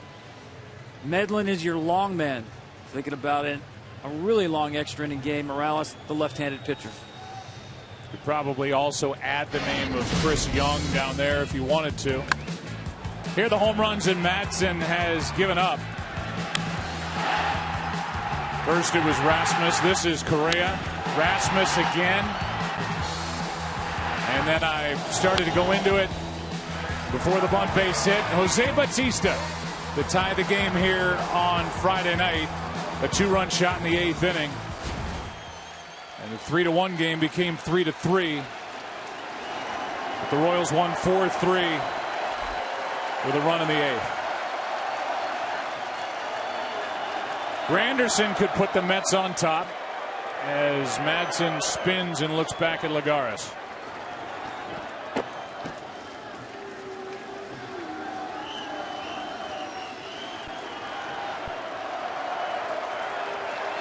Escobar talking to Perez behind the plate. Strike one. Yeah, and Joe, what we're seeing is that's an automatic for Escobar and Perez. If he feels like he's jumping so far off, he's already in a position. All he's got to do is break to the bag. He's not giving up a lot of ground on a ball pitch. So that's just an automatic. You feel like you want to throw, I'll be there. The 0-1. Scooped up by Salvador Perez. Ball one. This is a difficult pitch around. Granderson always takes the first pitch. You get a gimme strike. But if the idea is to get Curtis Granderson to chase, good luck with that. He's got such a good batting eye. He'll take the walk if you don't attack the zone. He's 3 for 7 with runners in scoring position this postseason. To come up with a huge hit for the Mets. Oh, look at him. And has to take a seat. Cutter just chased him right there. You can see how quick Granderson is right here. This is when you're seeing the ball good, believe it or not, how quick he was able to get out of the way of that ball. Not diving. A lot of guys might dive right into that and get hit.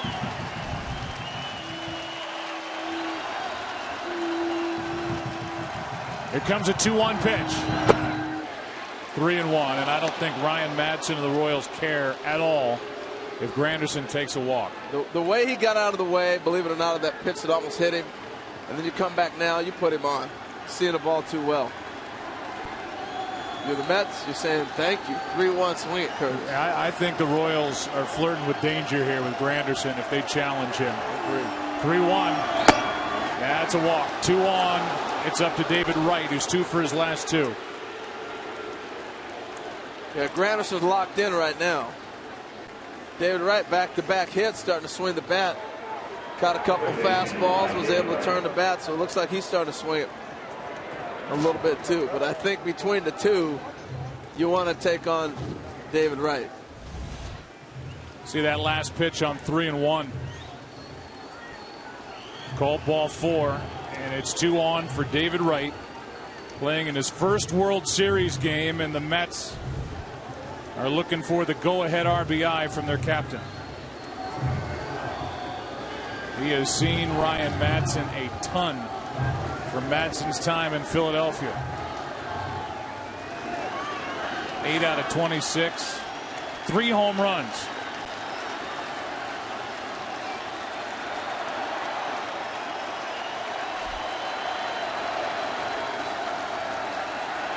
It's going to be for David Wright.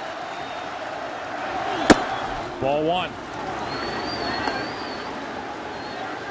Wright's first full year in the big leagues, 2005 at 306, 311 with that playoff team in 06. It was 1 win short of the World Series, and here he is. 9 years later.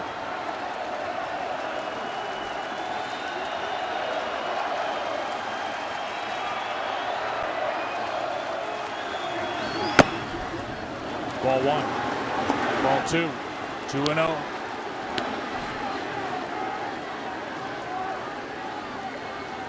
Wright looks good. He looks good at the plate.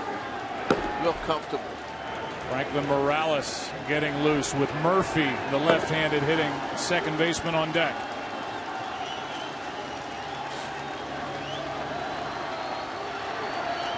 Wright on 2-0 takes a strike. Well, you think about David Wright, long history with this club, but what it takes for him just to get on the field every day now, coming back from that back injury. Hours of work, even on the off day yesterday, getting here at 11:30 for a 3 o'clock workout. Good speed out at second with Lagares, the lead runner, 2 out. 2-2.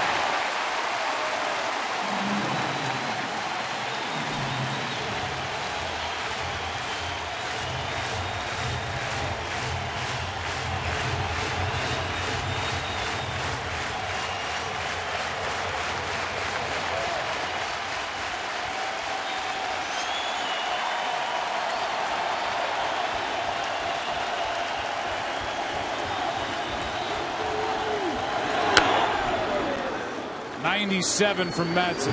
It's been the same story on right. Velocity, keep it away. The temptation is to go with Madsen's best pitch, the changeup, but I think he has to stay hard away. Well, I keep looking at Ben Zobrist. If Lagares wants to steal third right now, let him go. He keeps moving to second base. You're opening up the whole right side for anybody to hit the ball through. Now he's staying back.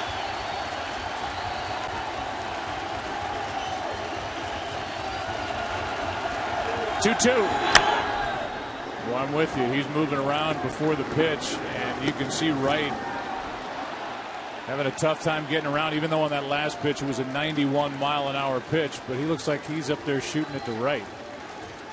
Yeah.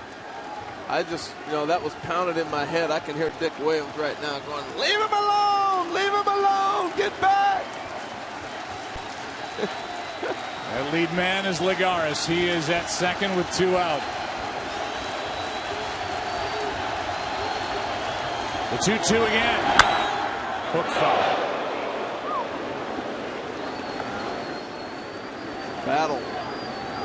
We always talk about the player seeing the pitcher a long time, how familiar you become. It's also the same thing with the pitcher, too. The numbers we always look at and say he's had great success, but you look at the other side of it, pitcher saying I've got him out a number of times, too. 8th pitch coming. He's got him set up for the fastball. On 2-2. Got it. And game one will stay tied into the bottom of the 11th. With Morales, Moustakas, and Perez coming. Jonathan Neese was impressive in the 10th. Here he is in the 11th, trying to send it to the 12th. A lot of guys crossed off on those lineup cards. Here's Dyson with a fly ball into right. Granderson's got it. What a catch by Curtis Granderson to rob Dyson in his first at bat of extra bases. One loud out. Tell you what, it didn't look like Granderson had a chance at that ball from our vantage point. Dyson splitting the gap on him, but because he's playing no doubles, it gives him the angle to run this ball down. Had he been playing earlier in the game, you see barely up the end of the glove. Earlier in the game, he's probably playing him in more. I mean, with the way Dyson can run, if that ball rattles around at all against that wall, we may have another inside the park home run. Well, we know it's for sure 3 and possibly a 4th. By the way, Dyson came in to pinch run for Morales in the 8th after his walk. He was stranded, so he gets an at bat. Dyson now 0 for 2 this postseason. Watch this guy just fly. He knew he had a gapper, too, man. He knew he had a gapper. Doesn't he look like Ozzie Smith? Yeah. That number 1, he runs like Ozzie. What a catch by Granderson. What a play. Here's one to the left side off the bat of Moustakas. And side-arming it across is David Wright. 2 quick outs. And I'm glad you bring up the sidearm from David Wright. Because of all the back problems he's had, that's the delivery he's had to go to be able to get the ball over without putting a lot of strain on his back. He's done a lot of things to try to make sure he can stay on the field, and that's one of them. Instead of getting on top, flip it down to the side. Here's Salvador Perez. We've had the first game-tying World Series home run in the 9th inning or later since Scott Brocious in 2001 in that great World Series. Yankees and the Diamondbacks, he went deep. Last one to do it was game 5, Brocious. Tonight, Alex Gordon with 1 out in the 9th to tie it at 4. 2 out, Perez. Ball 1. Salvador 1 hit tonight, 4 home runs this postseason. Ball 2. The first swing, and he will swing, will be a home run swing. 2 outs, bases empty. You let it loose. There's Chris Young, scheduled starter for game 4. That's down 3-0 with the latest hero here in game 1 on deck. I was wondering where the Royals might go if this game continues. You got Nice, who can go a little distance for the Mets. 3-0 pitch. He's swinging. It hits the bag. That's a base hit.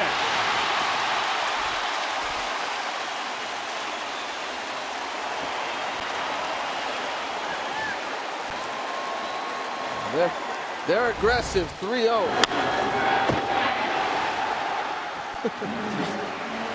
You can't defend the line on that one.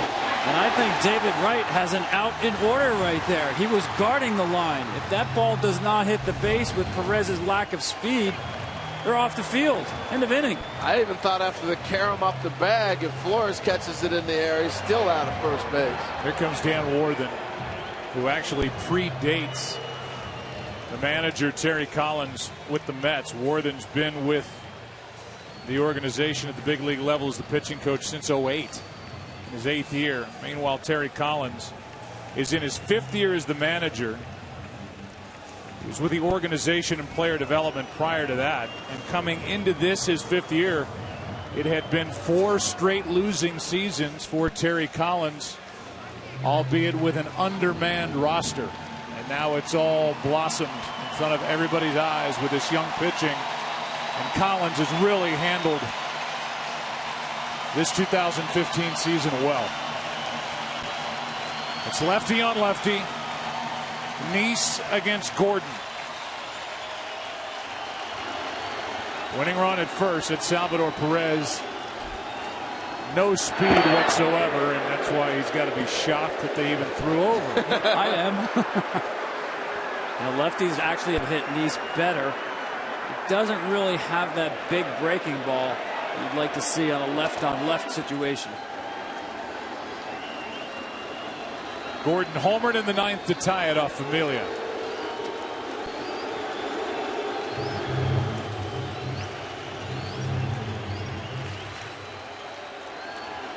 Nice pitched a scoreless inning on his birthday. Now here he is on the 28th here in the Central Time Zone. Strike one. Here's the home run. Well, here's the home run. We'll do a StatCast style for you. This ball, the exit velocity 107 is excellent. 438 feet. Obviously, that's a long home run. And in this night that we're in right now, he hit that ball pretty hard. StatCast is powered by Amazon Web Services. That is strike 2 off the bat of Gordon. Actually, off the bat and then off the foot. Well, he's had the balls ricocheting everywhere this week. Earlier in batting practice in the week, he hit a ball off the cage, back off his nose. Last series, he had another ball that bounced up and hit him. This one, ouch, off the toe. The Mets really don't have a matchup left-hander in their bullpen. Nice just misses outside. Bartolo Colon is up right now. And time is called over at first. Jerry Blevins was a left-hander. Maybe not that well known. But early in the year went down with an injury, and they really haven't been able to fill that lefty-on-lefty role. But what a job Nice has done here tonight in Game 1 of the World Series. And we will play at least 12. But how about the play by Granderson to start this inning, and a ball hit by Dyson. It's the hair game, Joe. It really is. Here's Murphy in strike 1. And now you get a sneak preview at the Game 4 starter for Kansas City. All right, there's the hair battle to be continued in Game 2. Now, I don't know how long DeGrom's been growing his, but Johnny Cueto told me he's been growing his for 7 years. Chris Young takes over, and he is met by Daniel Murphy. And I said after his last at bat that barring extra innings, that streak of homering in 6 consecutive postseason games was over, and here we are in the 12th, and here he is at the plate. The 1-1. Strike 2 from the tall 6'10" right-hander, who is not a hard thrower. Well, you heard Murph talk about, was that ball down? Sliders down, 4-seamers up from Chris Young. Here's a 1-2.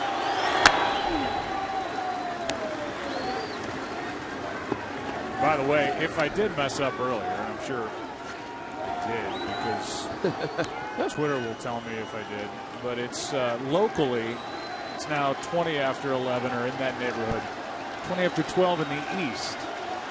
So Nice is still pitching here locally on his birthday. Here's a shot foul.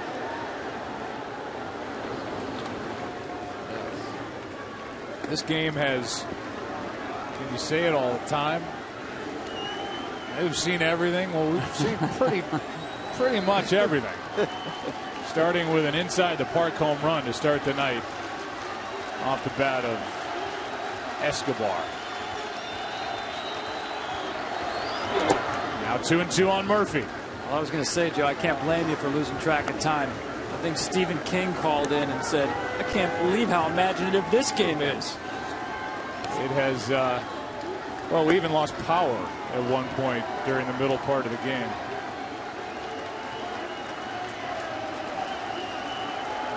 But it's been more than made up for. Here's a 2-2. A swinging strike three. The ball bounces right back to Perez. 1 out.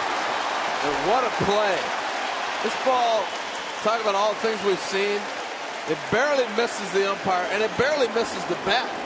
When it ricochets back, there's so many things that could have happened on this ball. Watch it come off the wall.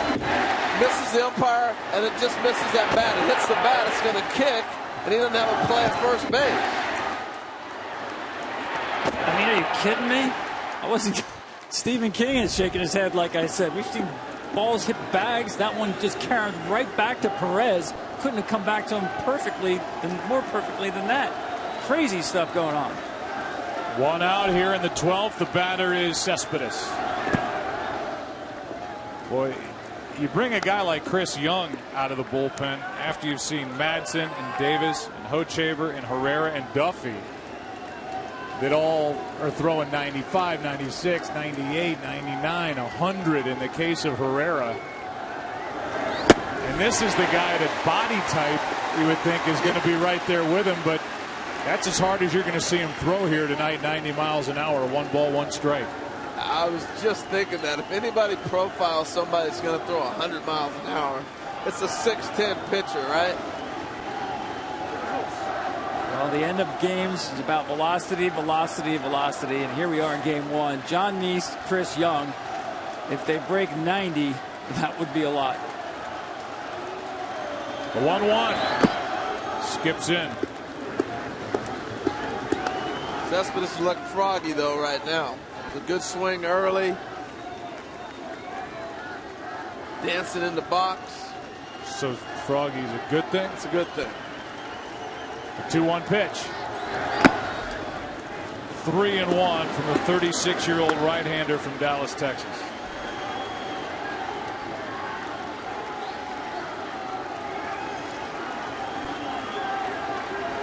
Didn't get a decision.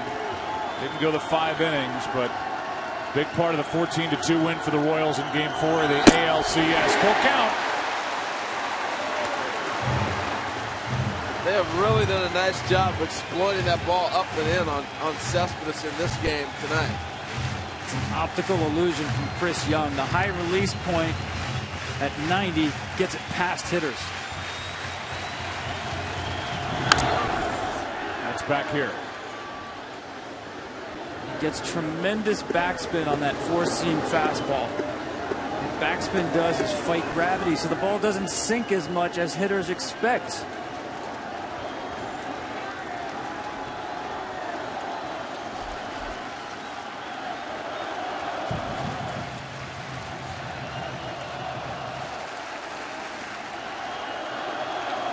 Another 3-2 pitch. Struck him out. 2 down. Excellent pitch. The other thing, Tom, what happens with him being 6'10" is he changes your eye angle. And that's what happened to Cespedes. You think that's a high release and you're going to get a fastball. And the next thing you know, the ball's dying before it gets to the plate. It's a great point. One of the few pitchers that works on changing the strike zone vertically. Most pitchers horizontally, stretching the plate inside and out. He wants to change the eye level and work up and down. This to me is A good matchup for Duda. He has 2 hits. He's hit the ball hard twice. He homered in Game 4 of the NLCS. And the first one bounces in there from Young. Yeah, he's got to be careful with that slider.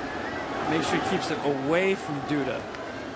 To have that break into the barrel becomes a very dangerous pitch. That can hit him a long way. 2-0. On deck is the right-handed hitting catcher Travis d'Arnaud.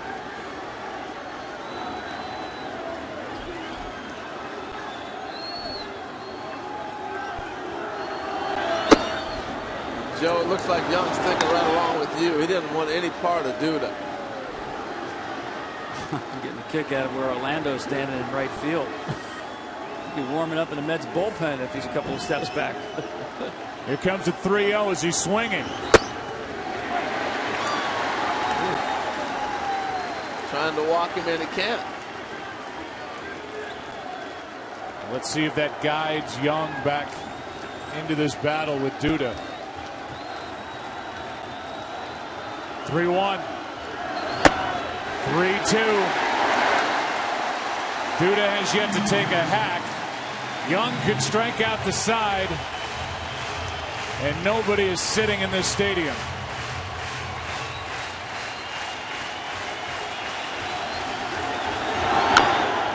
Spoiled it.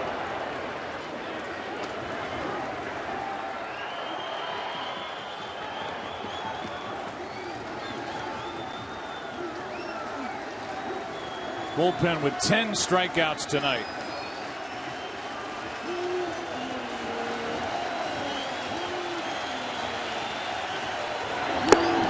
Struck out the side.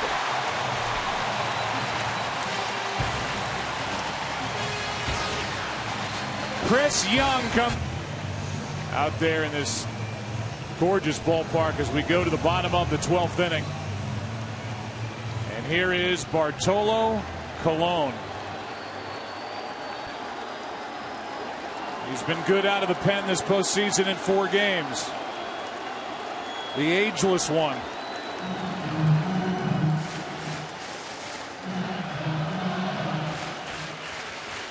First up, Paulo Orlando. Colon. Strike 1.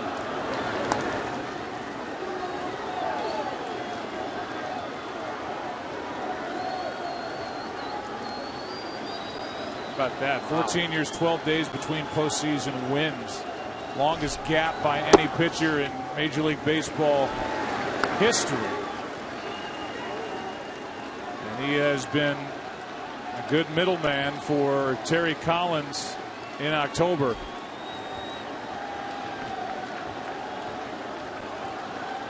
The 42-year-old brings it and hits the outside corner, strike 2. He can do that with the best of them. His control, you watch him time and time again over a course of a season. It's mind-boggling how good his control can be. Here's a 1-2. Orlando can run right. Too late. Orlando on to start the 12th. Talking to Orlando yesterday, he was on the Brazilian junior national team. He was a track star, 100 and 200. Didn't start playing baseball till he was about 12 years old. And he has got some speed. He just ran the 90.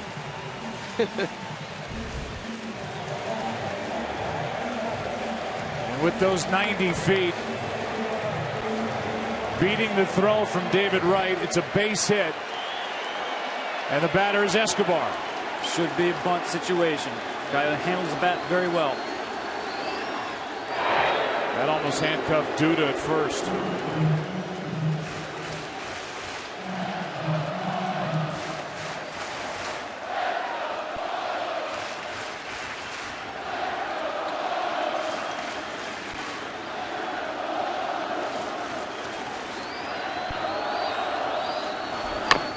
Reaching for it, the bunt. The play at first, Murphy got there in time, one away. Down to second, the winning run, Orlando. He deadened the ball right in front of the plate. This is an excellent bunt. Watch where he deadens this ball. When you're going to bunt a ball and deaden it right in front of the plate in that dirt area. The ball will die for you. And that's exactly what he does. You don't have to worry about direction as much as dying it and killing that ball, keeping it from being bunted back hard at the pitcher. Did the job. Well, now Zobrist. Zobrist tonight with a pair of doubles. On deck is Kane. And they're going to walk Zobrist. I mean, you have to. You got to set up a double play ball and give yourself a chance to get out of this. The guy on deck is tough to double. He has grounded into 16 double plays. That's Bartolo's Colon. His game is to throw ground balls. This is the right percentage move. Bartolo Colon with 218 big league wins. That's the active leader now, with Tim Hudson announcing his retirement. He had 222 in his terrific career. And here comes Kane. And Lorenzo Kane, who has one hit tonight, could win it with a base hit for Kansas City here in the 12th. And again, throughout this postseason, anything away, he has hit the other way. Curtis Granderson in right field, the weakest arm out there. That would be an easy send for Mike Jersley, the third base coach. Jersley's already proven he is aggressive at third. He sent Kane with nobody out in the 8th inning of Game 6 on the single by Hosmer for the winning run. Yeah, I think the only questionable guy that you even think about not running on is Cespedes. That would have a play on Orlando at the plate. Other than that, winning run at second, one out, 12th inning. Kane, ball one.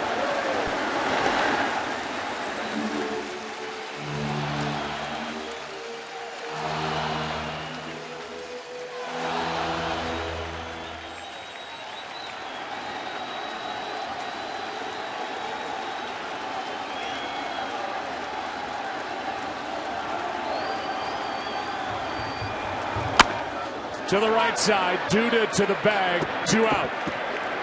And the runners advance to second and third. That was a great job by Colon. Really got it in his kitchen at 88, because knowing that Kane had that outside approach throughout the series. Watch the run on this two-seamer back into his hands. Kane not prepared to handle that because he's thinking the other way. Well, this sets up something that's interesting with first base open.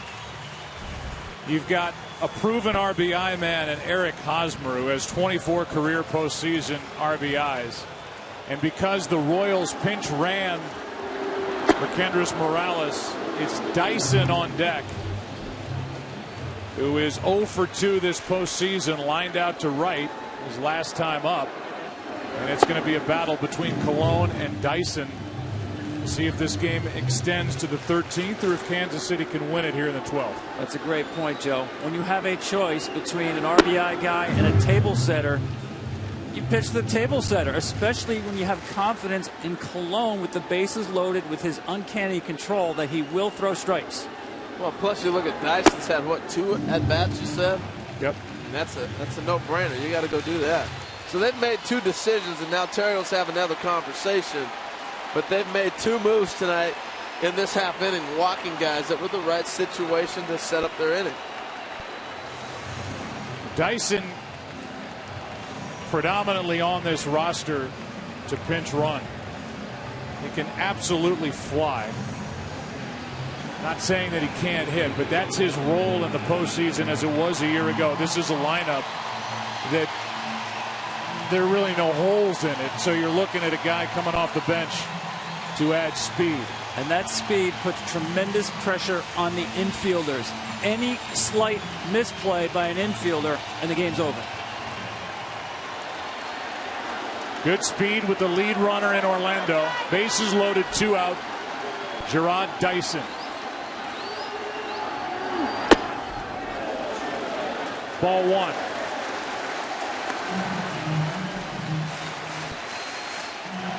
Well, you know Cologne's going to throw strikes.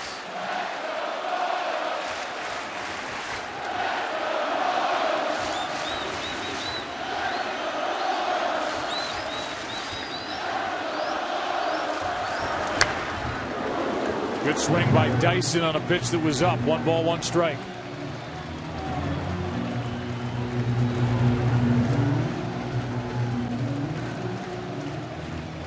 Gerard Dyson during the regular season hit .250. Had 50 hits, 200 at bats.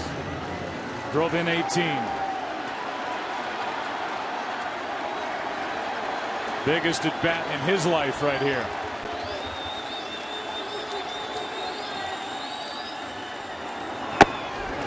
Ball 2.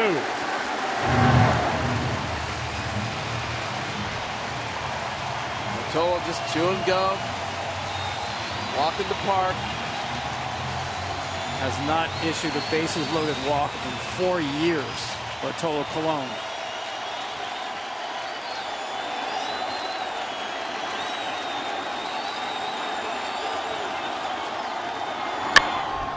That'll get out of play. 2-2.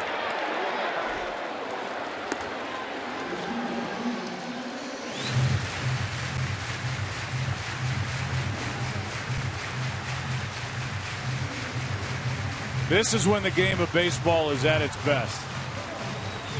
Game on the line, a guy on the mound with a ball in his hand and a guy at the plate with a bat in his hands. May the best man win.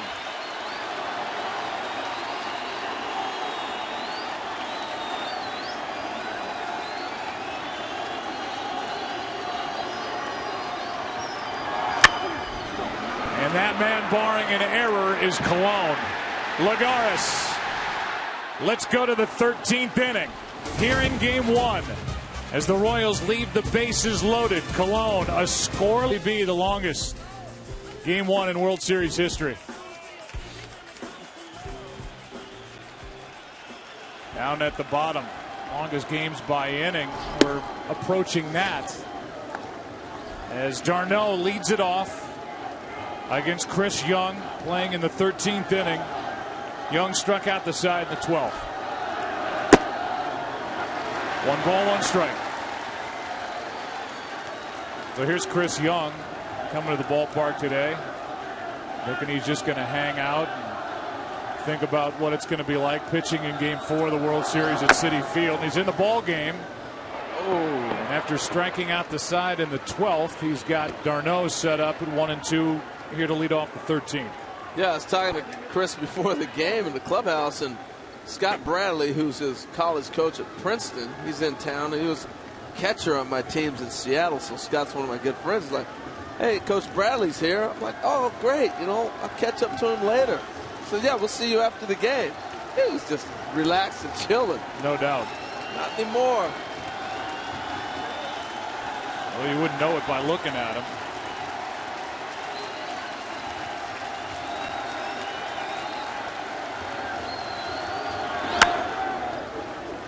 By the way, Chris finished that degree at Princeton after he got drafted, reported to the minor leagues, wrote his senior thesis, riding the buses in the minor leagues on the Hickory with the Hickory Crawdads.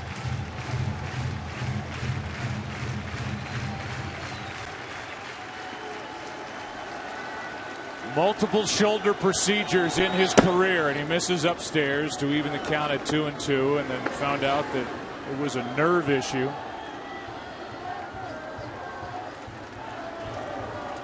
Had that taken care of, and he's been fine ever since. Here's a 2-2. Left side. Escobar. 1 down.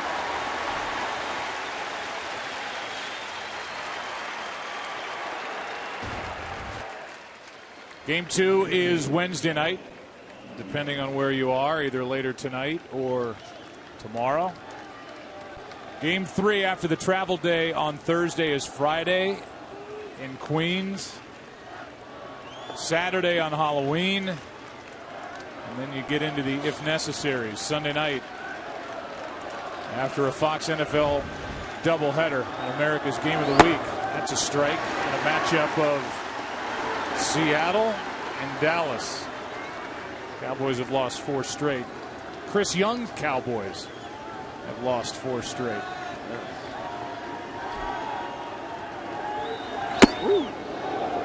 That's up and in, 1 ball, 1 strike. I'm told that it's a triple header. We're starting in London in the morning, and then the typical back-to-back on Sunday afternoon on Fox, and then baseball at night if there's a game 5. 1-1. Lagares has had an impact. Up on the count, 2-1. He's the second player to come off the bench with 2 or more hits and a stolen base in a World Series game ever. The other was Dave Robertson with the Giants in 1917. 2-2. In game 5, he replaced Jim Thorpe. What? We are wearing out the Wayback Machine tonight.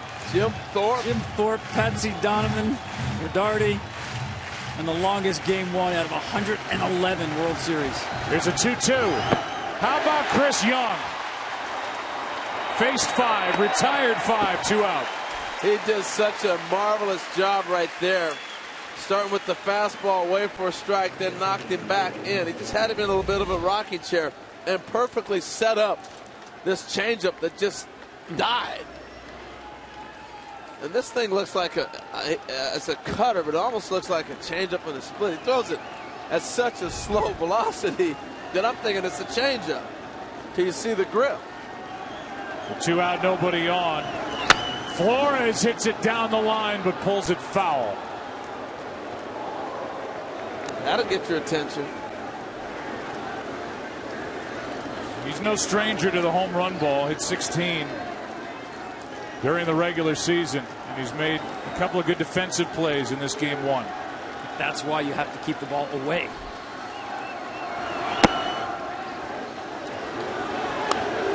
Wilmer Flores is the guy, almost, the whole trade that happened that didn't happen. He's really developed in a guy they're fortunate they kept. Strike 2. He thought he was on his way to the Brewers for Carlos Gomez. That trade fell apart. It was pending a physical. And the Mets ended up with Cespedes. And Flores stays put. He gets a good swing, 1-2. This kid's going to be a really good big league player. He's just starting to get into it. Go ahead, Joe. Here's that week that changed the season. Flores thinks he's gone. Had tears in his eyes. That trade was voided. Then that game that they blew against San Diego. Padres trailed by 6 runs. Here he is on July 29th, thinking that his days with the Mets were over. That trade gets voided, and they end up with Cespedes. They ended up, I think, with the best guy, the most impactful guy they could have gotten. Yeah, it couldn't have worked out any better. Here's a 1-2 again. Popped up behind the plate. Out of play. What people didn't understand about Flores' reaction is he signs at 16 years old with the Mets. And that is all he knew. That's family. And he wasn't expecting to be traded, so that's why you got the reaction. It was also the way it all went down. Here's about it on the field. Another 1-2. Tom, he was in the deal with Zach Wheeler, who is a dynamic starter. And in the end, after that trade gets voided, they end up keeping not just Flores, but they don't have to give up Zach Wheeler. The best trades sometimes the ones you don't make. 2-2 pitch. Full count. Cespedes actually the 4th option when the Mets went shopping for a bat. Started on Jay Bruce. Went to Justin Upton. Then actually that completed deal or tentative deal for Gomez.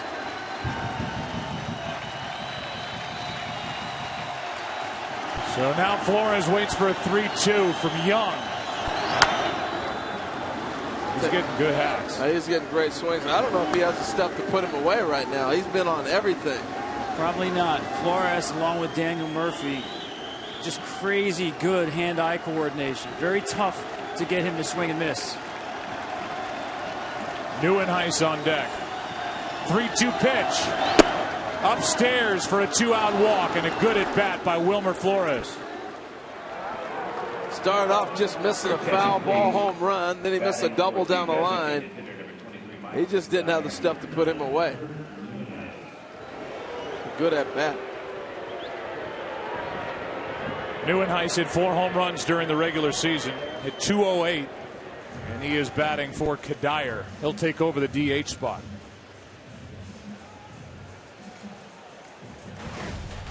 What an unpredictable, crazy year it's been in college football, where every week brings another stunning upset and crazy finish. This Thursday, 5th-ranked TCU will try to stay undefeated and make a strong showing in their last game before the playoff rankings are released. Should be a shootout. West Virginia, TCU, Thursday at 7 Eastern. Only on FS1 and streaming live on Fox Sports Go. Well, now 1 on, 2 out for Neuenhuis. There's his regular season numbers. 0 for 2 this postseason. You see the 4 home runs there. July 12th, he hit 3 homers in 1 game. And that was the first Met had done that. It was against Arizona. I remember that game. It's crazy. Holds it high and takes a strike. In the bottom of this 13th, it will be Moustakas, Perez, and Gordon. 6, 7, and 8 hitters.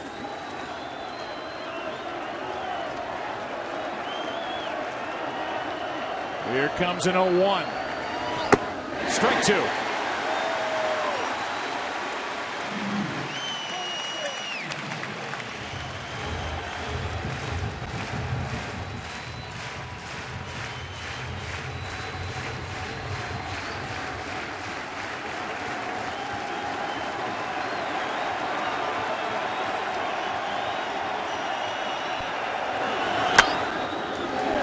Left side, Moustakas.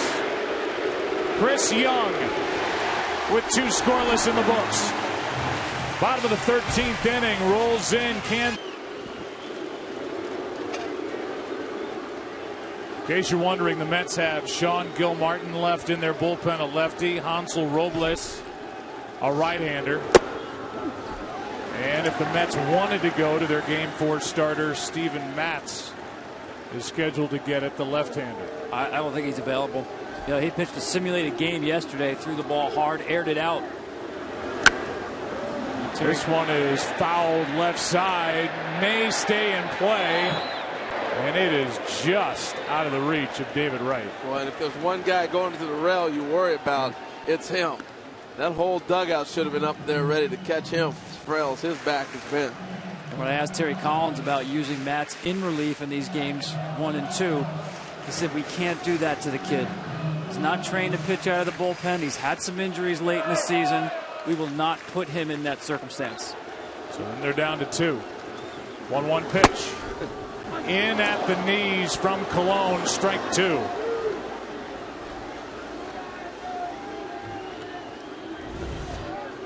Bartolo can throw all night. They keep running him out there. He can throw all night.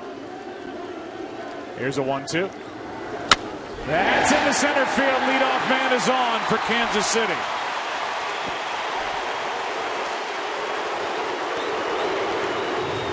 Second hit of the night from Moustakas. And his 4th in 5 career at-bats against Cologne. I was watching him take batting practice in the cage early today because they didn't have batting practice on the field. And he was working on just going back up the middle. That's the second hit of the night where he's gone back up the middle. A lot of hits in the middle part of that field. RBI hit to center with 2 out in the 6th inning that at the time tied it at 3. Perez pops it up. Out into shallow center, and it's Flores. 1 on, 1 out. Talking about the 42-year-old Bartolo Colon. That's not him. That's him.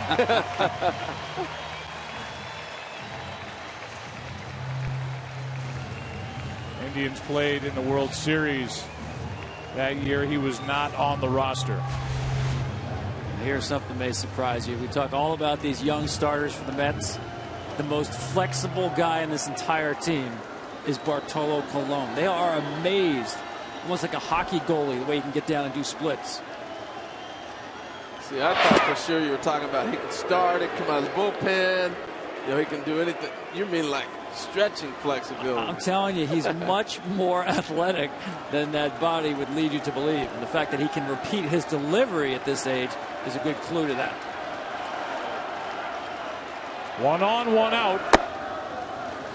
Alex Gordon could have a massive night with something big here in the 13th.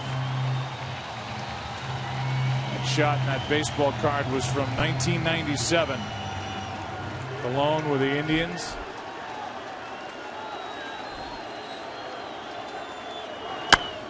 Popped up left side, out of play, strike one.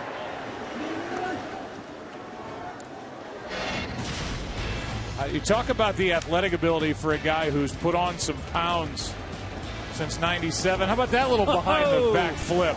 That was too sweet, man. That's one of the plays of the year. I just like the way he kept going towards the dugout. There was never a doubt in his mind he had that.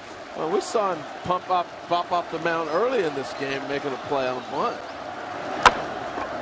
He fooled Gordon. Down to second. Moustakas 2 out. As little as that seemed, got a runner in scoring position. And it sets up Paulo Orlando, who is 1 for 2 since entering in the 8th. And we've already seen it, Joe. Ground ball, extreme ground ball pitcher on the mound, and a guy out of the right-hander's batter's box can fly down the line. Nothing routine about a ground ball with Orlando at the plate. Here he is before. That's a pitch away where it's almost got a running start.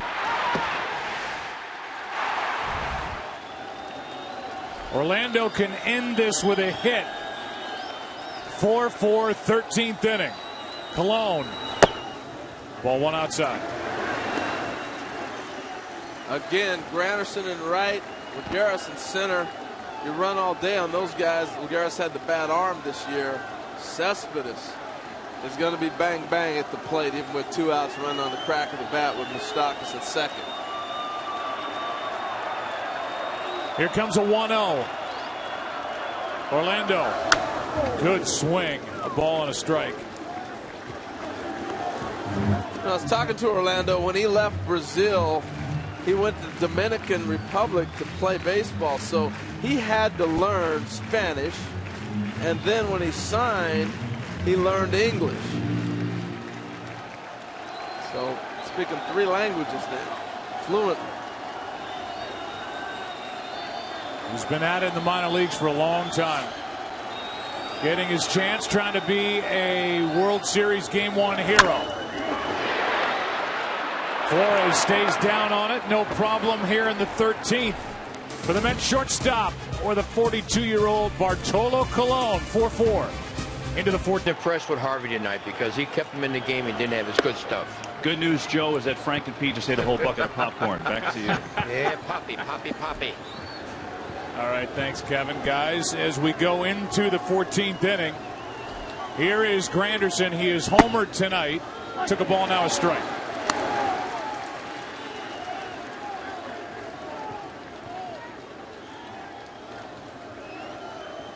He's also walked twice. On base 3 times in Game 1.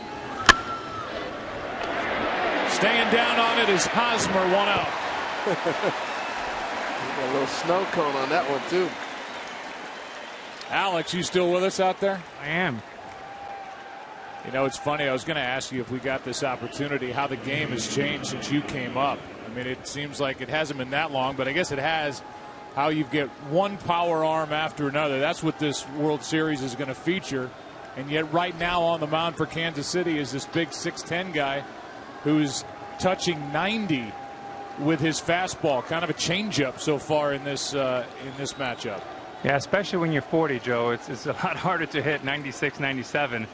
But, you know, facing Chris Young this year, I mean, he's 6'10". He's like a basketball center. And you're expecting 97 and you get 87. But the one thing about him, facing him, is his fastball comes from a very high arm angle and the ball never comes down, so you get a lot of swing and misses. But on the breaking ball down, Here's one into left center field, off the bat of right, and out into the glove of Gordon, 2 down. Yeah, and on the breaking ball down, the one thing is very, very hard to pick up rotation. That's why he gets so many swing and misses and strikeouts. Hey, Alex, I want to ask you about playing in this ballpark, how big it plays, and as a hitter, does that affect you, particularly being a home run type of guy? And we're getting ready to watch Murphy, who's homered in the postseason a lot this year. Yeah, it's a very spacious stadium, and it's definitely a pitcher's park. And the one thing as a hitter, you just try to hit line drives, line to line. Sometimes it just keeps you focused on hitting the ball back up the middle. Well, here is Murphy, and that was trying to homer in his 7th consecutive postseason game. Alex, thanks. It's been fun watching you and the guys this postseason, and we will hear from Alex after this one, and then setting up tomorrow night before, as they said, Jacob deGrom takes on Johnny Cueto. Here comes the 0-1 pitch. You know, Alex said something interesting about the release point of Chris Young. It's almost 7 feet off the ground. Hitters just are not accustomed to seeing the ball come out of that window. Now, Chris Young dominates hitters in a game. The first time he goes through the lineup, the numbers begin to go up as they get more of a look. First guy he faced was Murphy, and now he gets him again on a pop-up. Struck him out the first time, pops him up here in the 14th. Let's go. Bottom of the 14th here in game 1. Top of the order coming up for the side. This one, bottom of the 14th, and it's the top of the order for the Royals, and that means the red-hot Escobar, Zobrist, Lorenzo Cain against Bartolo Colon. Here we go. Strike one. Tell you what, Joe, I've been so impressed with the Mets bullpen. We knew about the Royals bullpen, and you heard it all season long. But for them to come in and do what they've done, keep this game where it's at. That is strike 2. Reed, Clippard, Familia, Nice, now Colon. And they have 2 left out there. Meanwhile, Kansas City has Franklin Morales and Chris Medlin left in their bullpen. Royals have gone to their game 4 starter, Chris Young. That's fouled right side. Out of play. Well, you think about it, the Mets went to the bullpen, Terry Collins, after 80 pitches by Harvey. And I'm not questioning the move. I thought it was the right time because it looked like they're going to start to get to Harvey a little bit. But I don't think anybody's expecting this bullpen to sit here and hold them for this long a period of time. Well, to me, this is Colon's game. I know you said 2 others in the bullpen, but he looks like he can pitch all night and now all morning. Here's the 0-2. Wow, what a player with a dugout. We're 5 hours into this game, and that guy just made the defensive play of his life. He saved that guy's beer behind him. There's not an empty seat in this place, for the most part. True. 0-2 pitch again. Oh, watch out, Ben Zobrist. That whistled right by his head. Tell you what, that's what good hitters do, though. You spoil a tough pitch to try to get yourself in a position where you might get something else.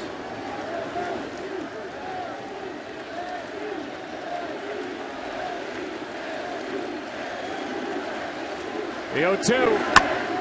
Now to third. Wright has to hurry. He pulls him off the bag. Leadoff man is on for Kansas City.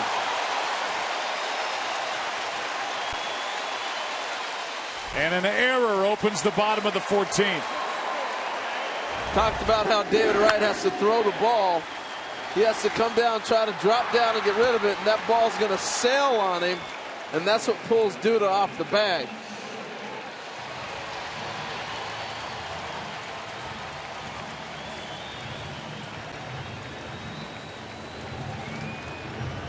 So there's the winning run at first with nobody out, and Zobrist at the plate. See how Ned Yost wants to play it. I would let Zobrist hit.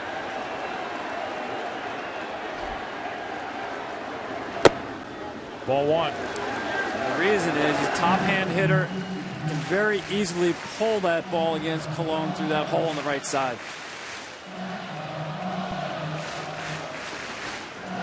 And that's what you're doing as a left-handed hitter. You're looking to try to pull that ball between first and second, particularly with the first baseman holding the runner. Good pitch from Cologne. 1 ball, 1 strike.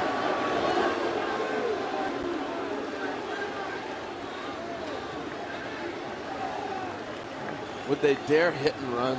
Well, you certainly can, because Cologne is around the plate and does not get a lot of swings and misses. That adds up to not a high risk.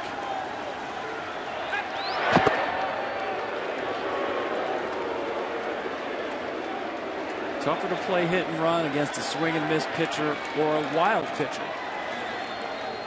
Cologne, when he was a young big league pitcher, was known for maintaining high 90s velocity deep into games. Different pitcher these days as he misses outside. 2-1.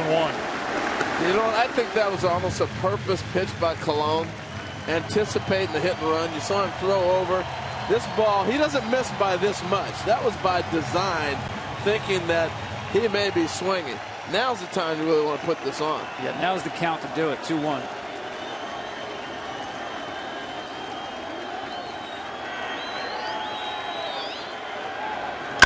That's a base hit into right. Escobar will head to third. Winning run 90 feet away. First and third, nobody out.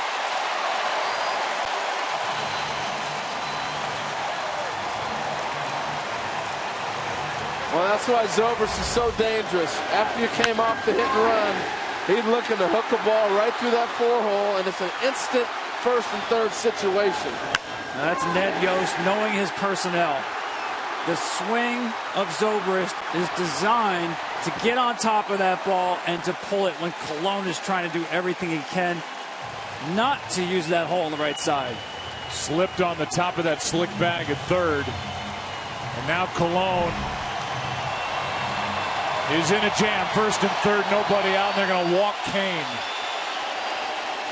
Load him up.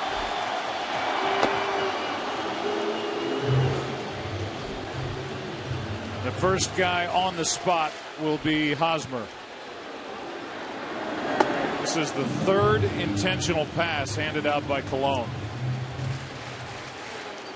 as he pitches in his third inning. What a night for Hosmer, huh? Had the big air. Now he's got a chance to be the big hero.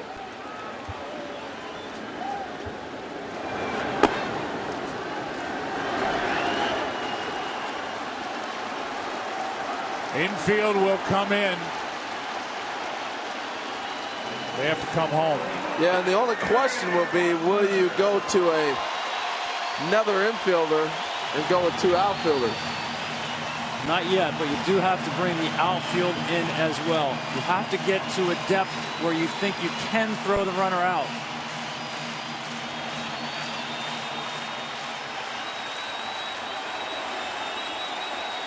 I got to kind of hedge my bets and maybe bring another infielder in. Hosmer can win it. Bases loaded, nobody out. Ball 1.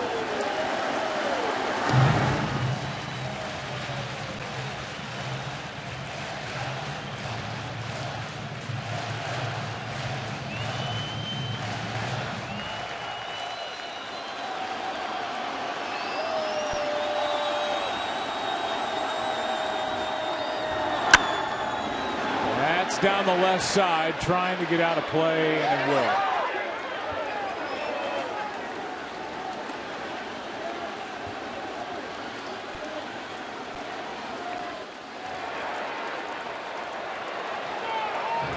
In case you're wondering, no World Series game has ever ended on a bases-loaded walk.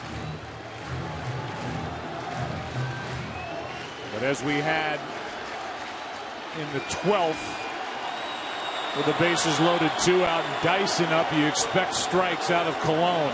Here comes a 1-1. Strike two. And if you're Cologne, you're looking to try to strike out Hosmer here. You know Dyson runs well. He's going to be tough to double up, but you're still looking to get that double play or force at the plate. But you're ahead in the count now. You want to try to get that strikeout if you can. And Escobar is going to get a great jump off third because right against the left-handed hitting Hosmer, way off the bag. Number one in Royals postseason history, with his 24 RBIs, takes ball two.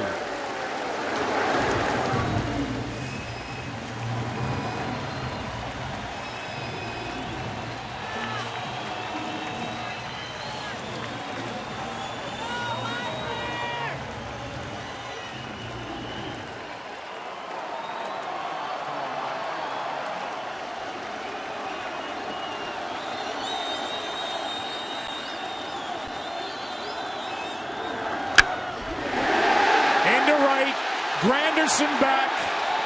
Escobar tags. Here comes Escobar. The Royals win game one. Hosmer drives home. The winner in the 14th.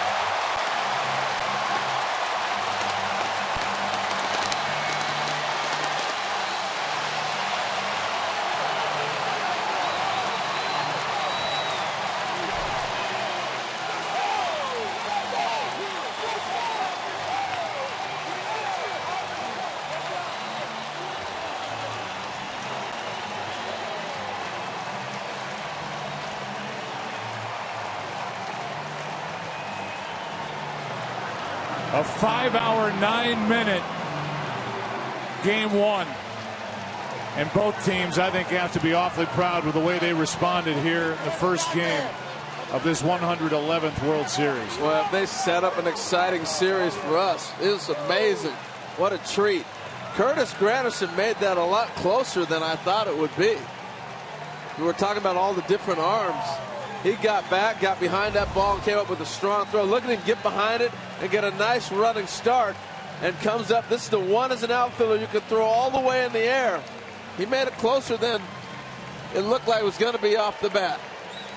Well, we saw an epic battle, and not just because it took more than 5 hours of baseball. 38 players, 13 pitchers in this game. But the way these two teams competed tonight. And we're back to what we've seen a lot of, Joe, in the last two postseasons. Kansas City is comeback city. The winner is Chris Young with 3 shutout innings, the Game 4 starter. But pitching in relief tonight, the loser, Bartolo Colon, the oldest pitcher to lose a World Series game. And the guy